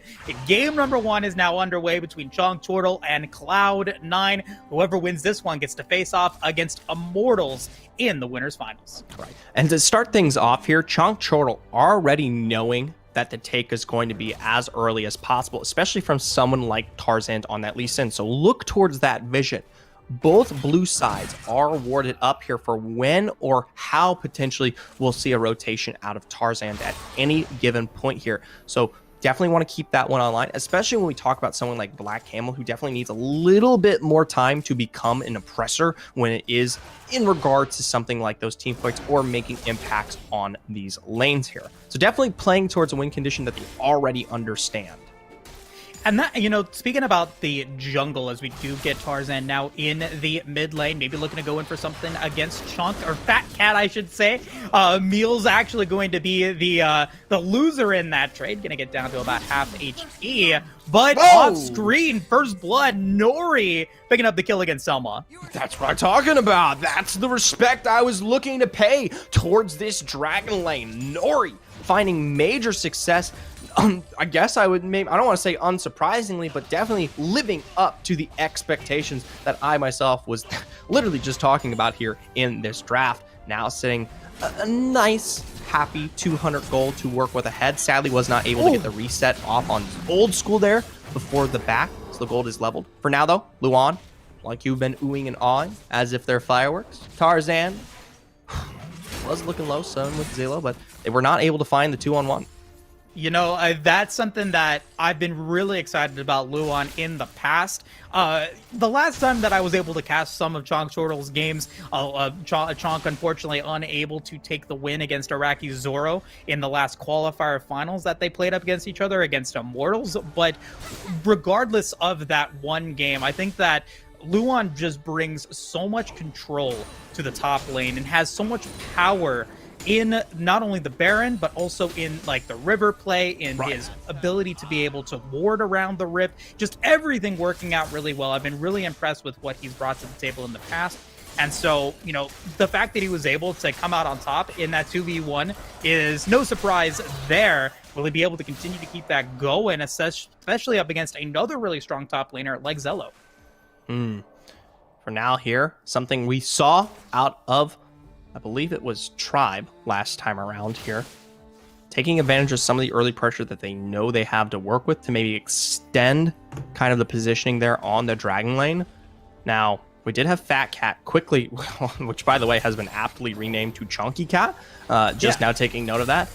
For the rest of the game, I will be, of course, referring to Fat Cat as Chunky Cat, as I only deem it more appropriate here, and hopefully you guys will respect that too, given that it is an absolute banger of a name. But paying respect towards the rotation from Chunky Cat on his way down, and they simply had to back off. They had no choice. They didn't have that kind of level of control like we saw of Tribe last time around, where they were able to extend that out for an additional 20-30 to kind of balloon what was a little bit of the advantage that was being found in that Dragon Lane. And I think Nori has a little bit to attribute to that as well. Firing that True Shot Barrage and landing onto all three Cloud9 members just makes it super difficult for them to be able to go in against it. Old School now in trouble, having to walk away using the nets to be able to do so. Selma, nice play. Ragnarok going to get used, and Chonk Chortle trying to be able to make anything happen here. A beautiful shockwave, but it is not going to be enough, as Tarzan, looking to be able to get away, will be able to use the Dark Passage to get back to his team. Chunk Cat almost dead, but will survive. That cannot be the same for the Dragon. Infernal going to go towards Cloud9. And I know Chong Chortle has been looking good in this early game, but you still have to be wary here of the power that these picks have available within the first moments. You still haven't scaled up the potential that you actually can respond in terms of damage as of yet. And while, yeah, the take on Old School was good, there's plenty of range for that Caitlyn to work with to make that an equivalent 5v4 here. Now, straight onto Rift. Cloud9 is quick with the follow-up. Yes, they're able to take the Rift in response, but it's at the fall here of both Luan and Camel. Beautiful play. Cloud9 taking everything there in that one. They, like you said, they don't get the Rift Herald, but the fact that they are able to pick up 2 kills because of that really makes the Rift Herald obsolete here, Zephyr. They're going to be able to get some gold back when it does indeed drop, but now Cloud9 in the lead by 3,000 gold, 4-1 kills, and they're growing that lead as they look to be able to get the first tower of the game. Right. And that's a huge injection now to be found there on that Renekton. They're going to take this fight here. Unable to find the direct lantern, does finally make his way forward there. The bleed not quite going to tick. Zalo completely down there, and he finds his way towards that honey fruit. He is completely safe now. Black Camel actually going to expand the Ragnarok. Yeah, surprising there. Worried about the potential reinitiation from Zello because he did get that health back from the honey fruit. And so, you know, Chonk Chortle, they're feeling it. Cloud9, they are definitely in control of this early game so far. They've got everything that they want, and now looking to be able to continue to keep that pressure up. You've got the Rod of Ages ready to go on to Meals, who's now 2-0-2. Infinity Edge along with Azeel online for Old School. That is a huge damage influx that is ready to go. And now we're just waiting to see if Chonk Chortle is going to be able to respond. We need to see them be able to find something successful in the next couple of minutes. Otherwise, this game could get out of control. Right, and you don't have the same level of damage to respond compared with Cloud9. You already had to kind of put them on a back foot given how aggressive their composition is. But when we talk about what kind of damage is available from Chonk Chortle to kind of equalize when it comes to team fights, it's not as consistent. The DPS is nowhere near close here, and that's why I was kind of bringing up what I needed to see out of Nori very, very early on. Now that they're already at a disadvantage and what might look to be one more kill here to boot, this one slowly falls out of Chonk Chortle's favor. Oh, I loved it. The flash into the death sentence and predicting where it was. He's going to find a second one against Black Camel. who will have to use Ragnarok. Wild Growth gonna get used as Why well. And I can't believe it. Hestia just leaving Black Camel out to dry. I don't know if it was enough damage to take out Hestia, but maybe they should have tried. Now, Cloud9 quickly rotate towards that mid lane, and not even Meals falls in the face of that turret there. That's 4 kills across the board. A major success found here from the C9 roster. Beautiful play. Once again, Cloud9 just taking control of these lanes. Nori getting caught by that death sentence, starting it all. Selma with such confidence there. The tower gets taken, everything goes into their favor, and then just take a look at the damage that Old School is able to just pummel in onto Black Camel. Hestia saying, I am not taking that shot, and ends up falling away, and will end up giving, like you said, those 4 kills over to Cloud9, who are now, I think, not only in control of this game, but they have the driver's seat. They've got the car all in their favor. Right, and this feels bad. You just saw it come back through on live there. The Rift Herald was thrown down towards that Baron lane, and it had to be because of the timing that was kind of pressing them to make that move happen. Now, FD engaged, Meal's able to dash, but not able to survive there. Black Camel, the one that starts it off, going to have to rotate out of that fight forward there. Selma unable to find the death sentence he wants. So, Chonk Chortle, a successful fight to work with here, especially with the dragon on the board. Cloud9, though, very smart. They're going to go for the rotation, take the Rift Herald, and at least come up big in one way, but Chonk Chortle's on the move. They are trying to maybe be able to contest this one, but this Rift Herald, Shelly is just getting destroyed, and he will fall, unfortunately, before Chonk Chortle was able to go up against them at all. But any pick that you're able to get at right now, if you are Chonk Chortle, just helps keep your game alive a little while longer. The big issue that we see right now, the Trinity Force getting picked up by Nori, but the 2-item spike that Old School has right now, has the Static Shiv, has the Infinity Edge, is still being able to drop that damage in. And right now, I mean, Old School is just, he's safe. 3-0-3, and not a care in the world. Right, and that Caitlyn only gets worse here as this one continues to go on. For now, though, Cloud9, even in some of their lesser successful moments, are able to pick up things to work with, being that Rift Herald. Now, Tarzan followed through, able to pull both the flashes out here. Luan gonna have to utilize that barrier, and of course, will fall there in response. It's gonna be Selma technically picking that one up there, but with all members, or 4 members available here from Cloud9 to potentially rush this one down, we'll see what they can do. You know, someone's saying, you know, I'm hitting all these death sentences. I'm going to hit another one here against Hestia, who will just fall. He just says, you know what? I deserve a kill. I deserve it. And you know what? He's going to take it, and I appreciate it. Give your support some money.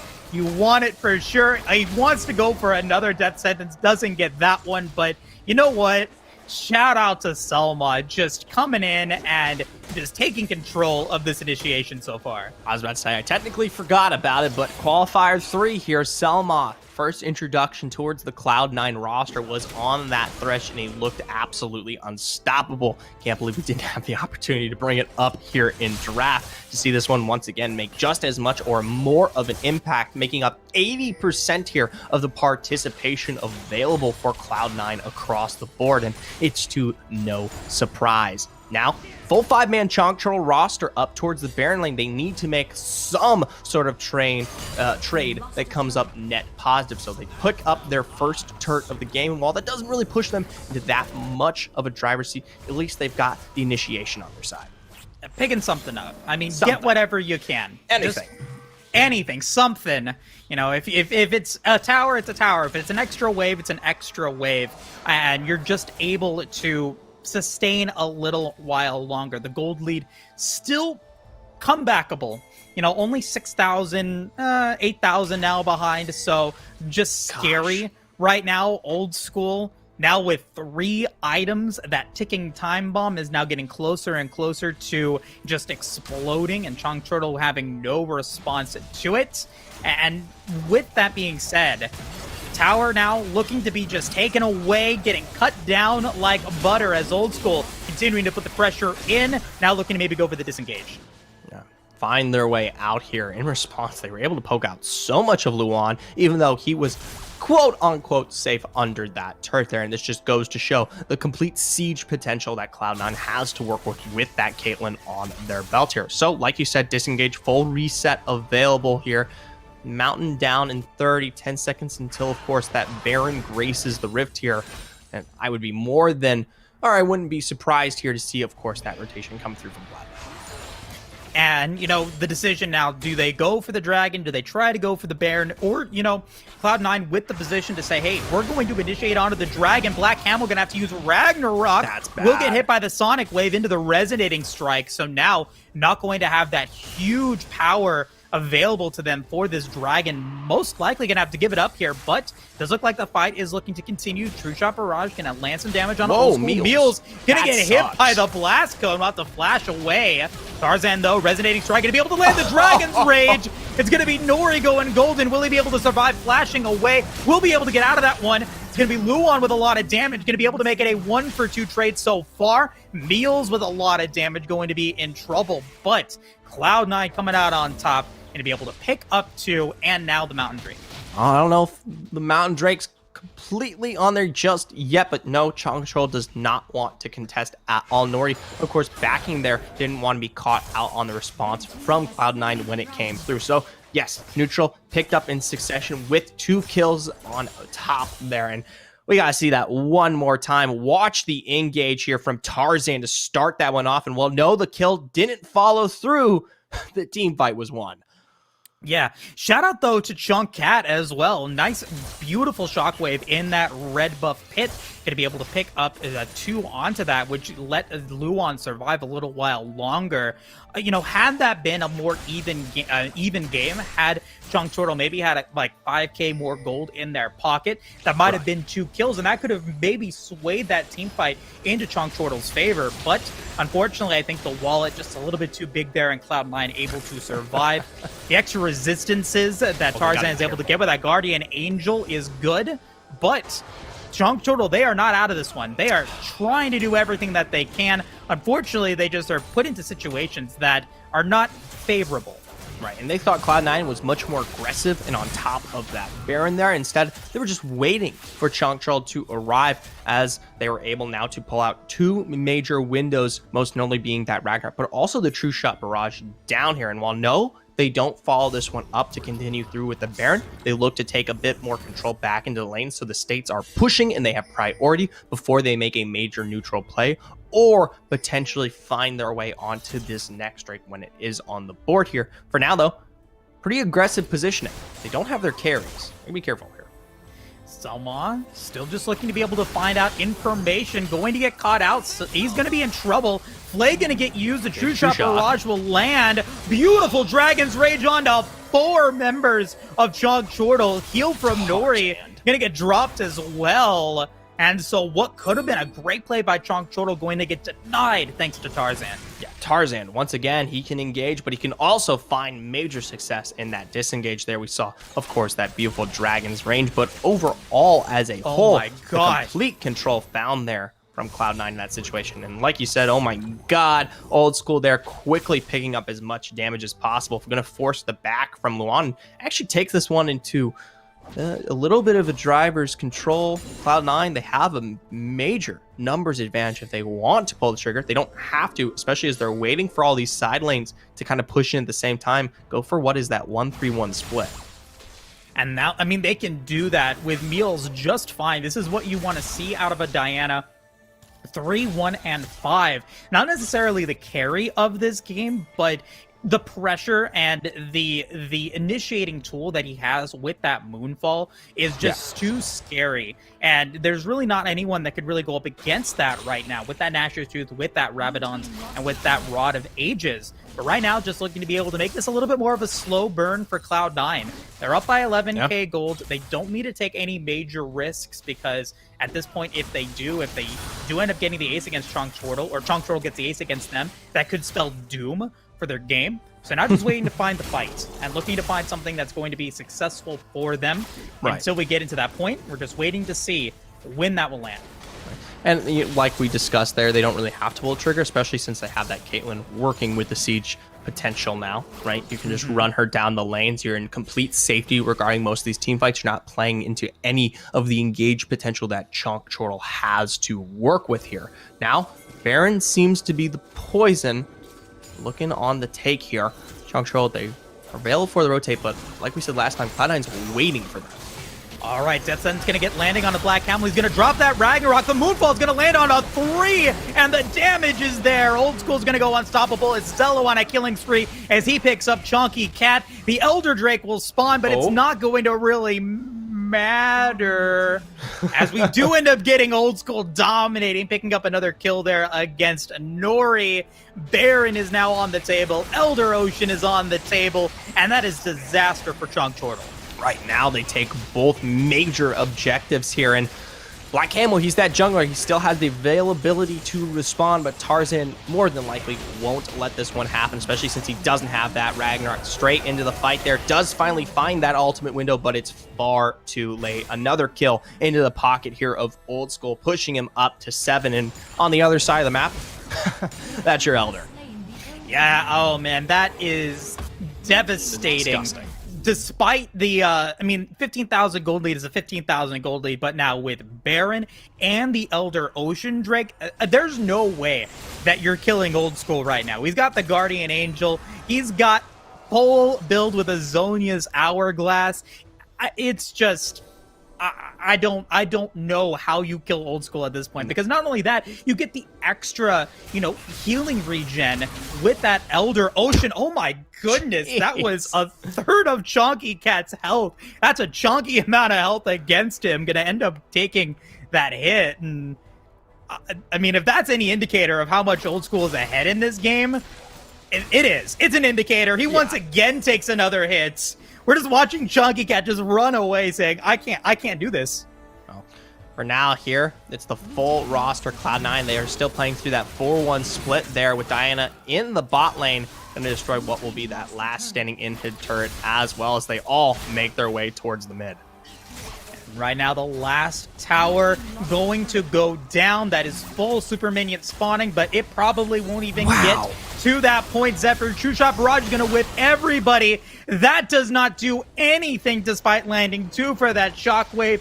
Cloud9 will take down Chonk Chortle in game 1 with a textbook victory. Yeah, and last time around where I was saying I don't quite say dominant unless it really is, well, that's an example where it does show up there. Cloud9 absolutely rolling the matter here down, and most of it, of course, the damage going to be coming out of Old School. I can bet you that one before the graphs even show, and it's almost double the amount.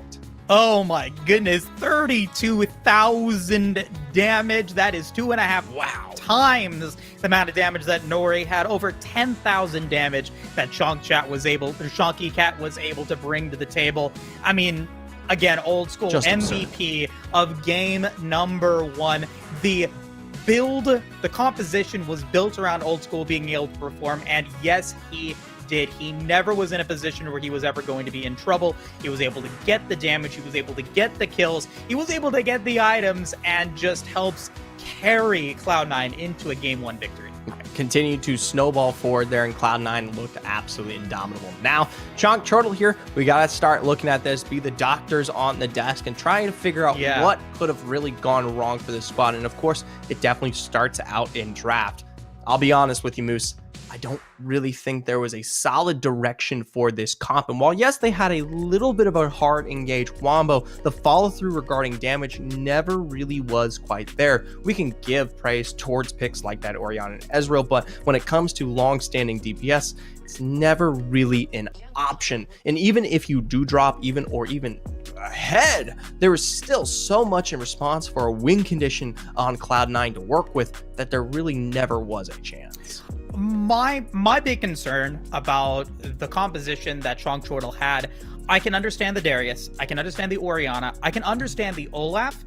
the Lulu, I think, didn't really have a chance to shine here in this game. Had it been a frontline champion, maybe if it was maybe like a Rakan, maybe even a Nami, a Janna, I think maybe would have worked a little bit better, because you do have some disengaged tools, because that is what you were able to get on Cloud9. You were able to just have so much frontline that was available, that was able to get to your carries. The Dragon's Rages from Tarzan were just really strong. Had you had a tidal wave, had you maybe had a monsoon to be able to get them some displacement, it might have been a different story. But I just really didn't see the Lulu ever get to a point where it was useful. I mean, just giving up kills because he didn't take that ace of the hole and just let Luan fall. That was a rough situation to be in. So I expect a different support or a different composition to be playing around the Lulu. The Ezreal, I think that there could have been more that could have been done for Nori there. I think that he could have maybe played a little bit better in that situation, but I don't want to blame that as the issue there. I just think that, like you said, it was just a disjointed composition for Chongchortle, and Cloud9's, they knew what they wanted and they executed. Right. If we're talking about potentially, I know you said you don't mind it, but I would like the Darius to change. I don't think there was a lot of agency up there for Luan, which is someone who typically does come through in some regard here for Chongchortle when they are ahead. Definitely a player who absorbs pressure and calls what is one or two people to respond towards that side of the map. And we can give heavy praise to Zelo here on that Renekton for why that never came out there. But there's plenty of other picks that we've seen on Luan that have been more successful here. And definitely have to play towards the comp, but even throwing the Renekton on him, maybe working through something like that Fiora if you want to go Scalers, or even the newly oriented Jace if that's on your belt. Those are plenty more options that would potentially not only give them a bit more aggression and damage to work with, but more presence across the map, which seemed to be kind of lacking in terms of their win condition. Right. Presence. I think that's a big word. That's the key word right there is, present. It is a word. It is a key word too. I think here in game number 1 that just was locked away against a Chongchortle there, just wasn't able to find it at all. Even in the fights that they had, where it was a little bit more even, the first dragon, the second dragon even, there were just opportunities that Chongchortle could have had, but they weren't able to mesh. And once again, the front line just was way too big for Cloud9 to be able to actually get that kill on Old School. The best chance that they had was near the Dragon Pit when Old School was kind of caught out there. But unfortunately, with the net being able to get away, getting back to safety, Old School just surviving that play, and then Selma coming in with some great death sentences throughout that fight just made it so good for Cloud9 throughout. And I mean, yeah, that's going to be, I think, one of the major factors here as we get to take a look at one of those Selma death sentences that really initiated some of these plays. That flash into that hook against Nori. Beautiful performance. And it doesn't stop there. He gets another one against Black Camel, which helps get him another kill as well. Right, and this happens to be that moment that you love to bring up here. It's that ace in the hole that we didn't quite see Hestia block there on that rotation. Across the board here, this could have been one of those better moments, but just look at the absolute control there leveled in this fight. We talk about Selma, but we also have to give major props to Tarzan, of course. There wasn't, I would say, as dominant in terms of setting up a lot of those fights as Selma, of course, was the absolute king there when it came to it, but definitely had some very decisive Dragon's Rages that really pushed that one forward here. Now, though, we make our way towards our second draft in this series here, and this is where this one starts for Chongchortle, hopefully on the way back to success.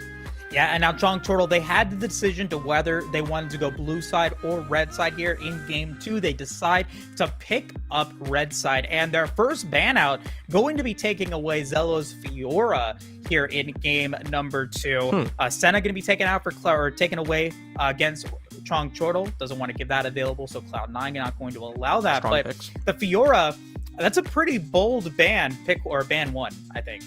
Yeah, I definitely think it's something on the board, not one that I was particularly expecting here.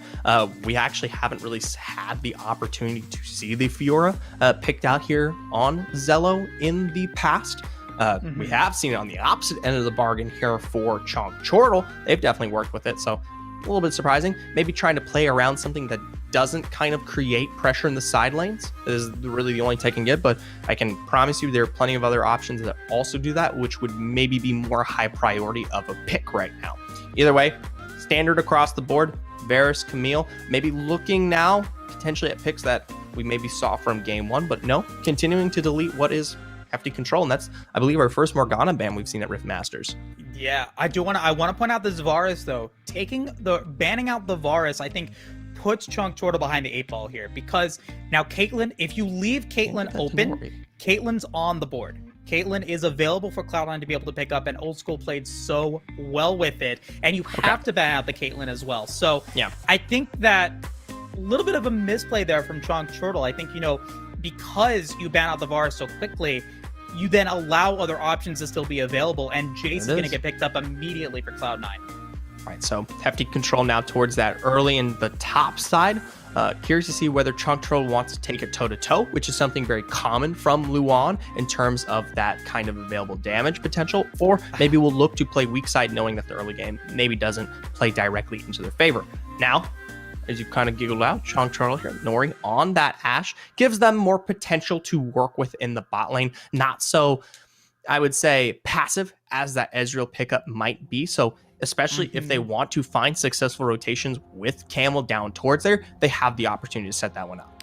And they've got global presence now as well with that Enchanted Crystal Arrow. We've seen Nori land some beautiful Enchanted Crystal Arrows in the past, and I'm expecting that to be a major factor here again. You pair that with something maybe like the Twisted Fate, for example, you have so much global presence that can be available for Chunk Chortle to really kind of bring in a lot of power in through these lanes. Thresh is going to get picked up, Olaf is going to get picked up, so that leaves the door open maybe for a Nami pick for Chunk Chortle. Maybe they want to go and pick up now their Baron laner because they know that the Jace is going to be up there, and let's see what they decide to go for. They got some early game power with the Lee Sin. Auction going to be the decision here as the last pickup here in the first round of picks bans. Right, and we have seen that one pulled out before here for, I believe, Chonky Cap in the past. Gives them high rotation ability when they want to find their way through to some of these other lanes. Granted, there were definitely some other picks on the board that we have seen here from Fat Cat if you want to play with more standard kind of mage composition, but it looks like they definitely want to kind of spread the wealth available here now when they look towards some of these other lanes. Notably, they put their next focus here. The Ziggs is a bit of a flex ban regarding both the mid and dragon lane, but definitely more towards that mid, taking away most of it here from Meals. That means they do leave open the potential scalers that are still available towards that bot side. Don't get me wrong, we still could definitely see very aggressive pickups. Cloud9 in the past here has run 80 carries. Well, I say this, never mind. We're talking, my apologies, Old School is new, so technically no data available here technically on that Old School, but they could technically run through more aggressive picks in that bot lane, especially if you want to see a little bit more early control to take it toe-to-toe against the likes of Ashe here. For now, though, yeah, there it is. Misfortune. Yeah, looking pretty good there. I like that pickup again for Cloud9. We're going to see what that bullet time is going to be able to bring to the table, but Chunk Chortle still with a couple of options here. I mean, unconventionally speaking, you could potentially put the auction with the Ashe and Ashe playing more of a support role. That would be, I think, really, ambitious from Chunk Chortle, and then maybe you pick up something different in the mid lane. But, at the end of the day, Cloud9 now with the Olaf, with the Jace, and now with the Misfortune, they've got some power in that backline, some good poking potential from the Jace. Then you're able to whittle them down. Then you initiate the fight when you want to. Diana is still available. Cloud9 having that ability to pick that up now. Chunk Chortle even could pick that up if they wanted to, but let's see what Cloud9 wants to pick up. They're really thinking about this pick because that's going to really show us what they want. The Akali is coming through. So they're going to poke them down and going to assassinate them.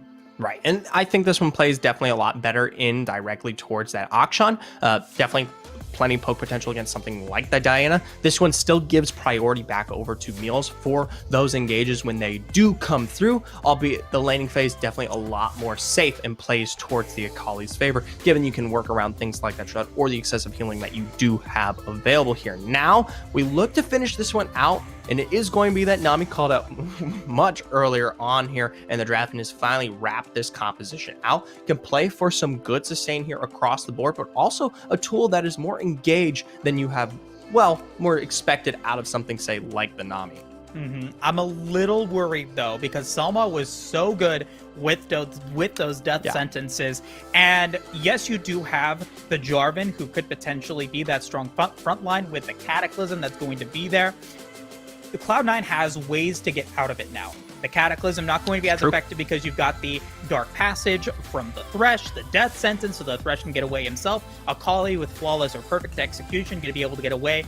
Jace as well could maybe hop over the wall. So there are ways that Cloud9's going to be able to escape. And if you're locked in the Cataclysm of the Olaf, I think the Olaf wins that fight. So I think that, Chongchortle going to be okay if they're able to find the strong tidal wave to be able to disrupt the potential just damage that can just be covered with Cloud9 if they're able to get it. Dragon's Rage, I think, going to be a major part of this, and on top of that, more CC with the Ashe, in that Enchanted Crystal Arrow. So there is a lot of potential for Chongchortle to have a much better early game, so they could potentially just close the books on game number 2 quickly. I will say, I am definitely still bring this one up, even though it was dominant for Cloud9 in their performance in Game 1, this composition is still surrounded by the fact that they do need to find kind of marginal early success. Champions like the Misfortune and like the Akali do definitely scale to a potential that they just are obnoxious, but if you aren't as ahead as, say, you were here in our last remaining game here, then it doesn't look as good. You give time for the scalers, for that Akshan, for the Ashe to be able to respond with their own damage to work with. For now, though, of course, we do approach our second game of this series. Once again, Cloud9, they themselves this time kind of playing towards that vision. We talked about how we were expecting Tarzan for early rotation. This time it's Black Camel, as the jungles have quite literally swapped. Cloud9 just as quick to shore up that weakness by creating space around the map with their vision. And now will they be able to use it as effectively as they want? I mean, this is a pretty fast clear from Tarzan, being able to get all 3 jungle camps very quickly on to that early place. And now Black Camel in trouble, going to have to walk away from that Scuttle Crab. Nice rotation from Zello. Tarzan way in the lead right now. Yeah, Tarzan quick to assess dominance here across the board, especially given that he's sitting on that Olaf. Now, he is spotted out, so Chunky Cat does walk away, but it's not before Selma is through with the follow-up. Dark Passage is going to be utilized, but Selma there in a terrible spot for his aggression. Remember, this composition does not look that strong there early, unless you have Meals and Old School. For now, though, full 4-man, Meals in pit here, going to be forced to flash out. And this, a poor fight to take.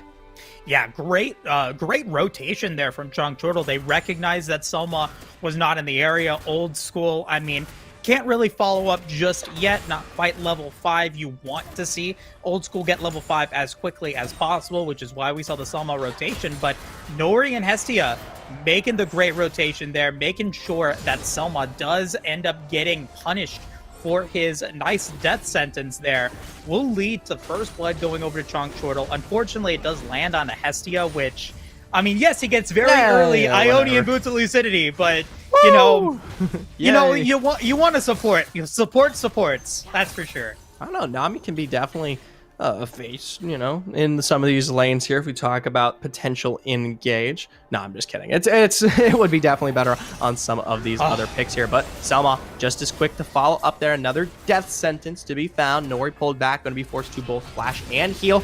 But just as quickly as it comes through, it is paid back. Good bullet time though, found from Old School. Black Camel and Chunky Count won't quite fall, but they're so close. It is finally that last residing ultimate there, found there from the Akshan to successfully kill that one out as Meals does arrive. Slow found. Old School's damage, though, does keep Nori off. Yeah, oh man, I think Chonky Cat had a little bit of a misclick there, flashing forward, going to allow Old School to pick up that kill, evens out that trade. So a little bit of a faux pas from Chonky Cat. You know, sometimes when you have those chonky fingers, you make those mistakes, but it is what it is. And Cloud9 will end up now being in the lead by about 300 gold. But Zephyr, we had a shout out. Hestia wanted to shout out right. and wanted to talk about, or I'm sorry, this was Nori, wanted to shout out a hashtag and wanted to get into the chat. Hashtag Gen Supremacy. So if you guys know anything about that, if that's an inside joke or anything like that, Nori didn't give me anything involved in that, just said to say it. So we're just gonna give the hashtag Gen Supremacy there, and you guys can shout out in the chat if you want or not. Your choice. Your choice, but Nori's definitely waiting on the side lane, so potentially make Nori happy. For now, though, Engage found once again, but just as quickly as it follows, Nori's Enchanted Crystal Arrow dissuades the fight there. Comeuppance does find its way forward, but mostly is blocked out here, so no successful engage for either team, but technically it is Cloud9 who comes up with the scuttle. You know, take whatever you can get. It's the little things. It's the little things, and you know that's a 10-cent word. I love it. Comeuppance, something like that. 10-cent word. A 10-cent word. All right, what's a 12-cent word? Shenanigans, obviously. Okay, you know what? That is pretty good. But speaking of shenanigans, Chunk Turtle gonna pick up the Ocean Drake. Cloud9 will end up taking the Rift Herald here, so we'll see where that comes in for Cloud9. Nice handshake, as you said, but Chunk Turtle, no one available in the bottom lane, and the Dragon lane gonna end up losing that tower. Nicely done, but it will get responded in the top lane. Tower gonna go down as Tarzan still has the Rift Herald to be used. Right, didn't have to utilize that one in response there, so it's technically a tier 1 for tier 1, and yes, while technically Chunk Turtle definitely come up with the first tower take, there's still outstanding gold that is left to be utilized here, as Tarzan will inevitably make his impact towards one of these lanes. For now here, definitely pulls back into a bit of that lull. Cloud9, I'd like to see them continue to accelerate this one forward. While yes, there is some gold that has found its way onto both a Calling Misfortune, giving them some subtle leads compared to their opponents, I'd like to see more of a dominant effect. We talk about Old School last game on that Caitlyn. He was sitting, 3 or 4 kills up here in those early moments that just made it unstoppable of a champion to run into. Yeah, much better early game for Chunk Turtle here. Someone gonna miss that death sentence. Maybe Old School in trouble, but will end up being able to get away. And so a much better early game for Chunk Turtle, which does lead us to still feel like Cloud9 is a little scared to maybe go in for these fights. And again, Nori, nice Enchanted Crystal Arrows, either disrupting the initiation that Selma and the rest of Cloud9 are trying to go for, or maybe making those initiations themselves. But Zephyr, I want to talk about Cloud9 and, you know, how improved of a team they have developed into in the last couple of months. Right, absolutely here. And we've seen a lot expended past their original win condition, which revolved solely around kind of Tarzan playing towards that really aggressive source of the jungle. And trust me, it's still no different. We saw last game when he was on that Lee Sin providing here for this squad, but especially after the roster changes have came through with Old School and Selma being added to the roster, this is a much more dominant force that you have to play into now, especially knowing that there are multiple win conditions on the board here. Now, can it take it toe-to-toe against Gume and Charm, potentially, if it makes its way over towards the winter finals? I don't know. Question still to behold. The question is still there, but Old School trying to get the slow, will not be able to get the death sentence on to Hestia once again, but the bubble will land on the Selma.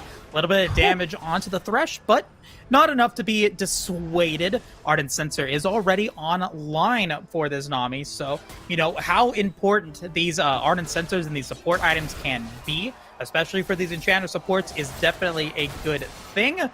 Will it come into play in the next couple of moments with the Mountain Drake about to spawn in the next minute or so? We will find out, but Black Camel trying to get some damage onto Meals. And unable to find the nice engage that he wanted there.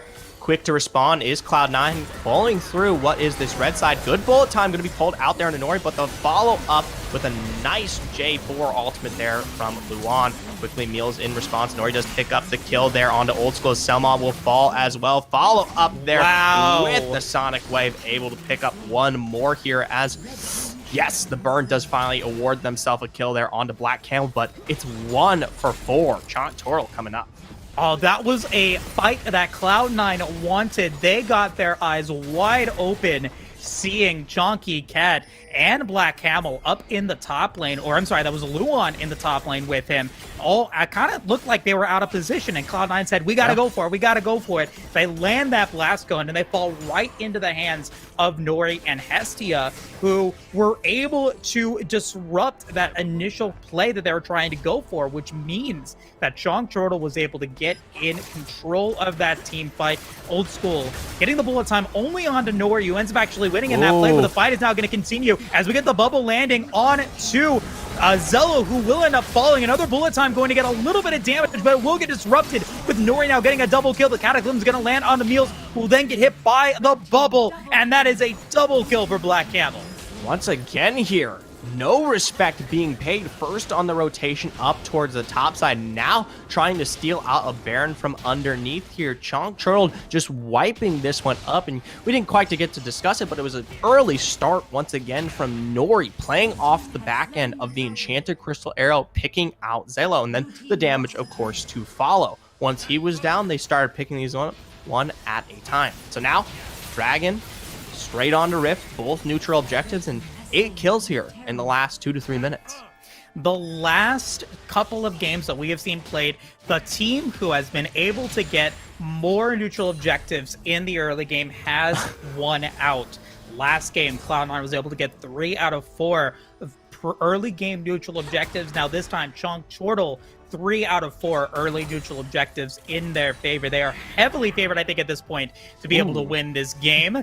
And just gonna make that field goal against Old School and Selma. Nori trying to be a little bit proactive there. Not gonna be able to find that stun.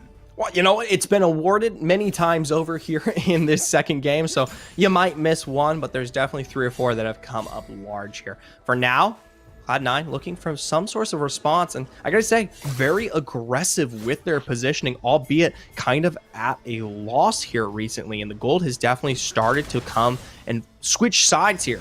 Into the Dragon fight, it was even. Now it's sitting about 3k up here for Chonk Turtle in the face of that last one, and yet still the 5 in position to take a fight here. Yeah, they're looking to find anything that they can, but no one taking the bait. Old School was maybe a little bit out of position, was able to get that extra little bit of move speed, was be able to survive, but the team fight is still coming through as we get the bullet time using for Old School. Not going to land a lot of damage. Comeuppance landing on to Tarzan as Selma does fall. Luman in trouble though. Perfect execution going to land, and will be able to get that kill for Meals, but he will immediately get destroyed, and it will end up being 3 kills for Chonk Turtle in comparison to 1. Part of me make it 4 as Nori goes unstoppable. Once again here, and even without the Enchanted Crystal Arrow making its impact, given the Ragnarok came through there, still Chonk Turtle found their successful engages. You talked about that bullet time not doing enough damage. You want to know why? It's Luan. Luan showing up there with his Cataclysm to stop the assault there.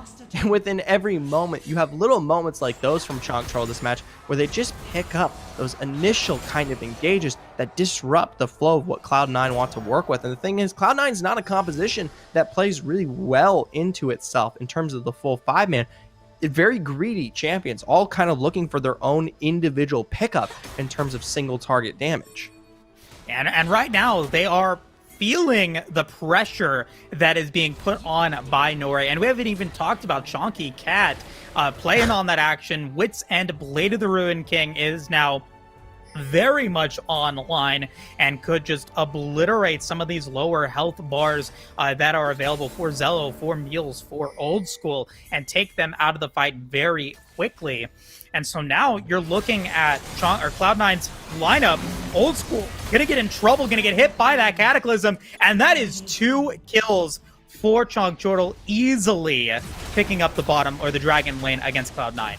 Right, and now they throw that Rift straight in the mid. They're going to be able to pick up that tier 2 as they immediately assert themselves straight onto the Baron. And even still, with the slows that are available, they can't quite pick up Luan here.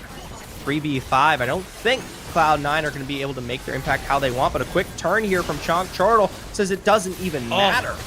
He flashes in, but unable to get the Baron steal. That is going to be 2 more kills for Chonk Chortle. 4 members of Cloud9 fall once again, Zephyr. It is an 18-4, 10,000 gold lead for Chonk Chortle, and at this point, the gold lead is now a major concern. No, I mean, at this point here, sitting what is 11 ahead, there's not really a good way to find at least this composition's ability back into this game here. We talked about how you needed to find kind of an early success on things like they call you, like the Misfortune Wall. Yes, they can play into those mid to late team fights. They haven't really had the opportunity to assume that level of gold. Most notably, it's of course Nori here with a huge advantage over Old School sitting 2k up, but also surprisingly Black Camel on the Lee Sin, making it look even better than when we saw it performed here on Tarzan. For now, he is hooked. Death Sentence does land, but he almost deletes Meals in the process. I believe just a sliver of health remaining there. Nori almost with that Enchanted Crystal Arrow again. Another bullet time, trying to get the damage. Stasis is going to get used. Nori is way in trouble and will now finally fall. Going to be Black Camel trying to go golden, trying to be able to survive this one. Will not be able to. The Guardian Angel going to get popped. Will he be able to survive? He does get out. The safeguard is there into a beautiful Cataclysm. Going to be able to get 1 for Luan. Looking for 2, and he does get 2. He wants more. He's going to get 3. Will he get 4? No. Selma will survive, but that is a beautiful counterplay by Chonk Chortle. You know what? And now I kind of understand. I think the issue resides in the fact that Luan is an entity there. One that just didn't happen to be in the first moments of that fight. Once that Jarvan did arrive, it became that much of a problem here. Cloud9, they still found a great return finally here. A big play into the bullet time, but the follow-up from Selma to make sure that Nori took the full brunt of that damage that put them in the position there to then follow up was just as good. So definitely a good defense here, especially in the face of the Baron that was just taken, going to prevent Chonk Chortle from ending the game for a moment's notice, but still this composition doesn't quite land the way it wants to. Yeah, and now with the still 10,000 gold lead, so the gold lead hasn't increased against Cloud9, but they are going to be able to catch out Meals, who will now give Black Camel a dominating score, 9-2-5 at the moment here, Zephyr. It's going to be a very difficult uphill battle. The bullet time is going to land on to Hestia, and that will end up resulting in a kill. However, look at the top lane. Chonky Cat looking to be able to get the damage onto that inhibitor tower. Someone will miss that death sentence, though, and the tower will fall in the top lane. Luan with the Cataclysm going to be able to get 2 caught into it. Selma in trouble, and Black Camel will pick up the kill, going godlike. But Luan is not done yet. The Enchanted Crystal will not land. Old School trying to flash away and will be able to get it. Nori getting a little too far forward will end up falling to the tower. Well, for now, they still come out on top, able to pick up both of those turrets, one towards our Baron lane, one towards the Dragon here. So continue to pull pressure out as Chonk Chortle also pick up kind of the residual kills that do provide here. Now, Baron back up on the board. They can walk this one down for the full 5-man, especially once you have Nori back on the Rift here. But with Nori dead, that is a moment potentially for Cloud9 to maybe risk it for the biscuit. Risk it for the biscuits is the phrase. You've got to be able to find something on your terms that you're going to be able to go for. And even if it doesn't work out, hey, you at least played to try to win the game rather than waiting for Chonk Chortle to make you lose. Old School, like you said, still on his way. Warded up the Dragon, maybe waiting to see if they were over there, but that is not the case. Baron and the River Control going over to Chonk Chortle right now as they look to maybe close this game out with another big neutral objective getting taken. I am curious if that might be the fault of this game here, especially with that separation. There was definitely a moment there where you weren't playing directly into Nori here. Baron going to be taken right from out of Cloud9's nose. Big engage from Luan wow. straight into a double cataclysm. And while they try to respond, they're all going to fall here. Selma, the only last remaining one up, with Tarzan quickly finished off as well here. Cloud9 just have to walk this one down. Yep, and that is it. Chonk Chortle will win this game, and we get a game number 3. Zephyr and Nori had some great enchanted crystal arrows. It was Luan on this J4 that really helped conceal any sort of opportunity that Cloud9 might have had and gave Chortle the win. Right, and I gotta pay. I mean, early game was your setup here from the jungle. You had Black Camel finally back in the driver's seat. We haven't seen Black Camel assert that level of aggression in quite a long time. Made the Lee Sin almost look easy, if not better, potentially, than what we saw out of Tarzan coming through last game. But like you said, Luan, the one with the most damage here for Chortle. Yeah, a 31. That is crazy. 20,000 damage. Almost as much damage as Zello, but old school again with the most damage in the game. And we got to see the combo that this Dragon Lane was trying to go for Cloud9. Selma would find the death sentence. The bullet time will get used immediately, and there would be no way for anyone to get out of it. Hestia did fall to it once, but unfortunately, it only really happened once or twice that Cloud9 was able to get that combo going, and unfortunately, because bullet time is such a powerful AoE tool, the fact that you're only able to get maybe one person into its barrage is not as effective as I think that Cloud9 wanted it to be, and that ends up really being a fault in the draft that Cloud9 had. I mean, you have to level it with some kind of control in terms of the engage or something to at least kind of wrap your targets into a nice present there, because the damage was so spread out. And when we talk about peel potential here from the side of Chortle, there's many times over that, like you said in the early game, they could just kind of walk away from fights, especially playing around things like Nori's Enchanted Crystal Arrow. Eventually, that Crystal Arrow went on to become the deciding factor for how these fights started out. But at least it kind of stemmed the bleeding here in a composition that really needed to take off in the early. Yeah, and that was something that, I mean, Chortle had the Lee Sin, which worked out, I think, very well. Black Camel did a lot of work to be able to keep control, especially into that Dragon Lane. We saw the early picks onto Old School, onto Selma. We even saw some mid lane action as well, with everyone going down to the Dragon Lane, trying to be able to get that damage in, and did kind of disrupt the power that Old School had in game number 1. Remember, Old School was like 9-0-7 or something like that, just dominant there. You shut that down, and there was not there wasn't really a response from Cloud9. Meals wasn't able to pop off on the Akali. There wasn't really a position there for either Tarzan or for Zello to really take control of the mid game or the late game. So it really ends up being bottom lane dominance once again deciding this game. And Chortle is going to be able to keep their chances of being able to get to winners finals alive and take this to a game 3 situation. Now, I will say, if I could pick on potentially more than just kind of the individual players and how they might have performed regarding their lane to lanes, there was a moment there, Moose, where we did see kind of, I mean, I understand it. You're playing for a composition that does excel in taking the fights toe to toe, especially within those first couple of moments. But 3 times in a row, we saw a full engage found here from Cloud9. And each time they were the ones, even though they might have picked up maybe 1 or 2 kills, to fall in their almost entirety 4 times up every single time, right? I mean, you had a consistent 8 kills found there in just a moment's notice against Chortle, who at that moment was technically behind. They were sitting, I believe, 2,000 to 3,000 gold at deficit, and it was just a poor decision to run that one down in the face of a strength that you really did not have. Right? I mean, obviously we have the dramatic irony of kind of knowing the gold value, knowing the items that present themselves here across the board here, but they definitely pulled the trigger, maybe even coming off of the hype from that game 1, just kind of a little bit too quickly. Yeah, I think the over-aggression ends up killing Cloud9 in at the end in game number 2.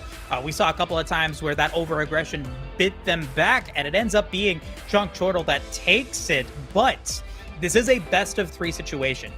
We have one final game to decide who will be able to face off against Immortals in the winner's final series, and who will face off against Tribe in the loser's bracket. That is definitely a Goliath of a team waiting in the wings to be facing off against tomorrow. So there is definitely a lot on the line here for both Chunk Chortle and for Cloud9.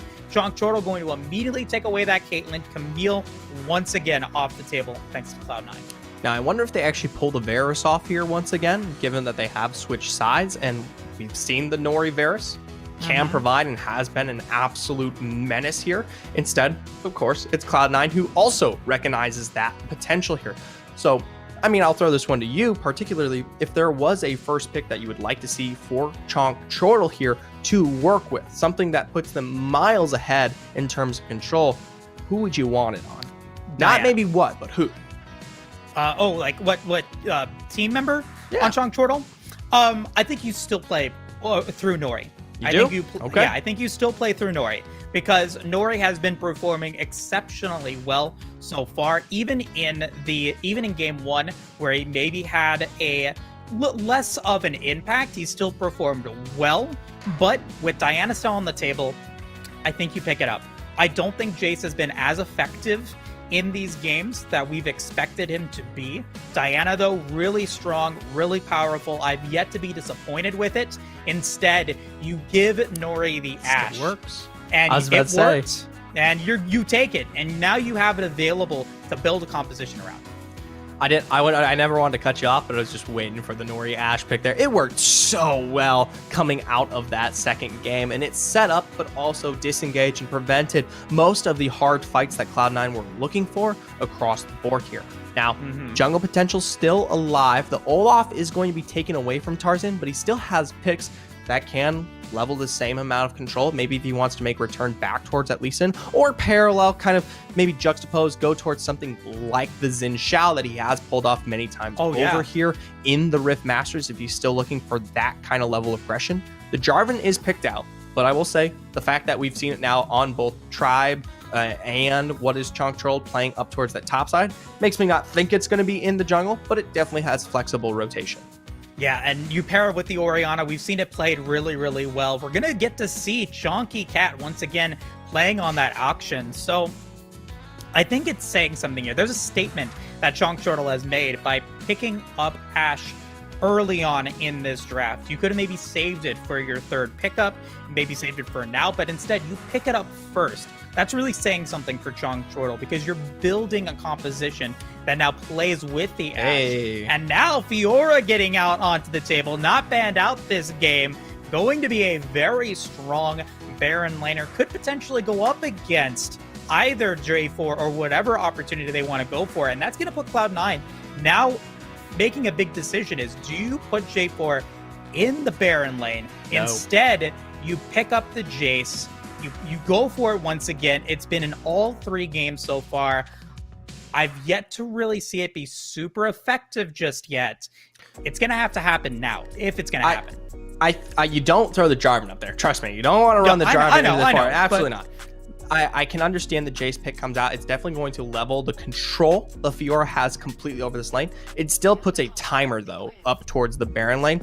This is Luan's hottest pick here. This is what Luan has run back several times over across Rift Masters. I believe it's the highest pick champion for Luan there, right? Yeah. And several times over, Luan not only is able to play the side lanes, which is to be expected like a pick on Fiora, but has an immaculate sense of control when it comes to targeting out some of these backlines and kind of spreading the wealth of his damage that much forward and further here on the full 5v5, which really takes the champion to a completely different level. I know I make it sound simple and stupid, crazy. The Fiora plays into team fights really well.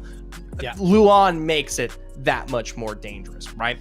Either way, still on the board. We haven't quite picked out the Dragon Line Cloud9. They're going to make a return back to the Thresh on Selma, and I have no problems there. It is going to be countered out a little bit this time. We saw the kind of disengage available with the Ashe, but now the Black Shield is also a favorable option. Pairing through with that Morgana makes it harder for him to actually successfully find those engages that are necessary. And we've seen Morgana now once before. This is now game 2 with the Gragas as well. Okay, so looks like it's going to be a Gragas jungle, Fiora Baron lane, and then we've got the Morgana Ashe in the Dragon lane. Now, what does Cloud9 decide to go for here as their last pickup? There are a couple more options on the table. Maybe you pick up a Tristana. Xayah maybe would work here. I don't foresee Ezreal being the play. Maybe if you want to go for more of a poke composition, you do pick up the Ezreal, but I'd like to see maybe a Tristana. I'd like to see the Xayah maybe come through. Lucian, no. I mean, no. Well, you know what? We get Yasuo instead. That's going to be fun. I'm pumped now. That's exciting because you could get a really fun shockwave into a last breath and just destroy some of these lineups. You've only got one Black Shield available for Chongchotl and not a lot of health bars available for them. So I'd like to see this pick play out really, really well for him.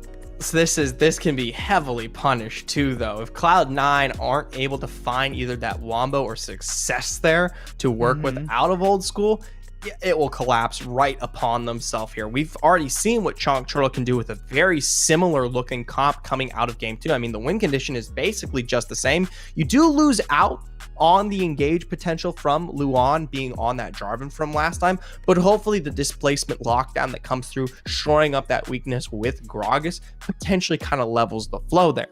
Either way, Cloud9 still can potentially suffer. I mean, they're 4 melee? Yes, you can play range on Jace, but he's definitely more looking to get in your face. I mean, it's tough. It is a bargain you're putting completely out there. Chongchotl, they just they just read this one. They don't play, group. They don't play stupid. They don't find themselves in a clump at any given point, and they're able to kind of work their damage forward one by one, step by step.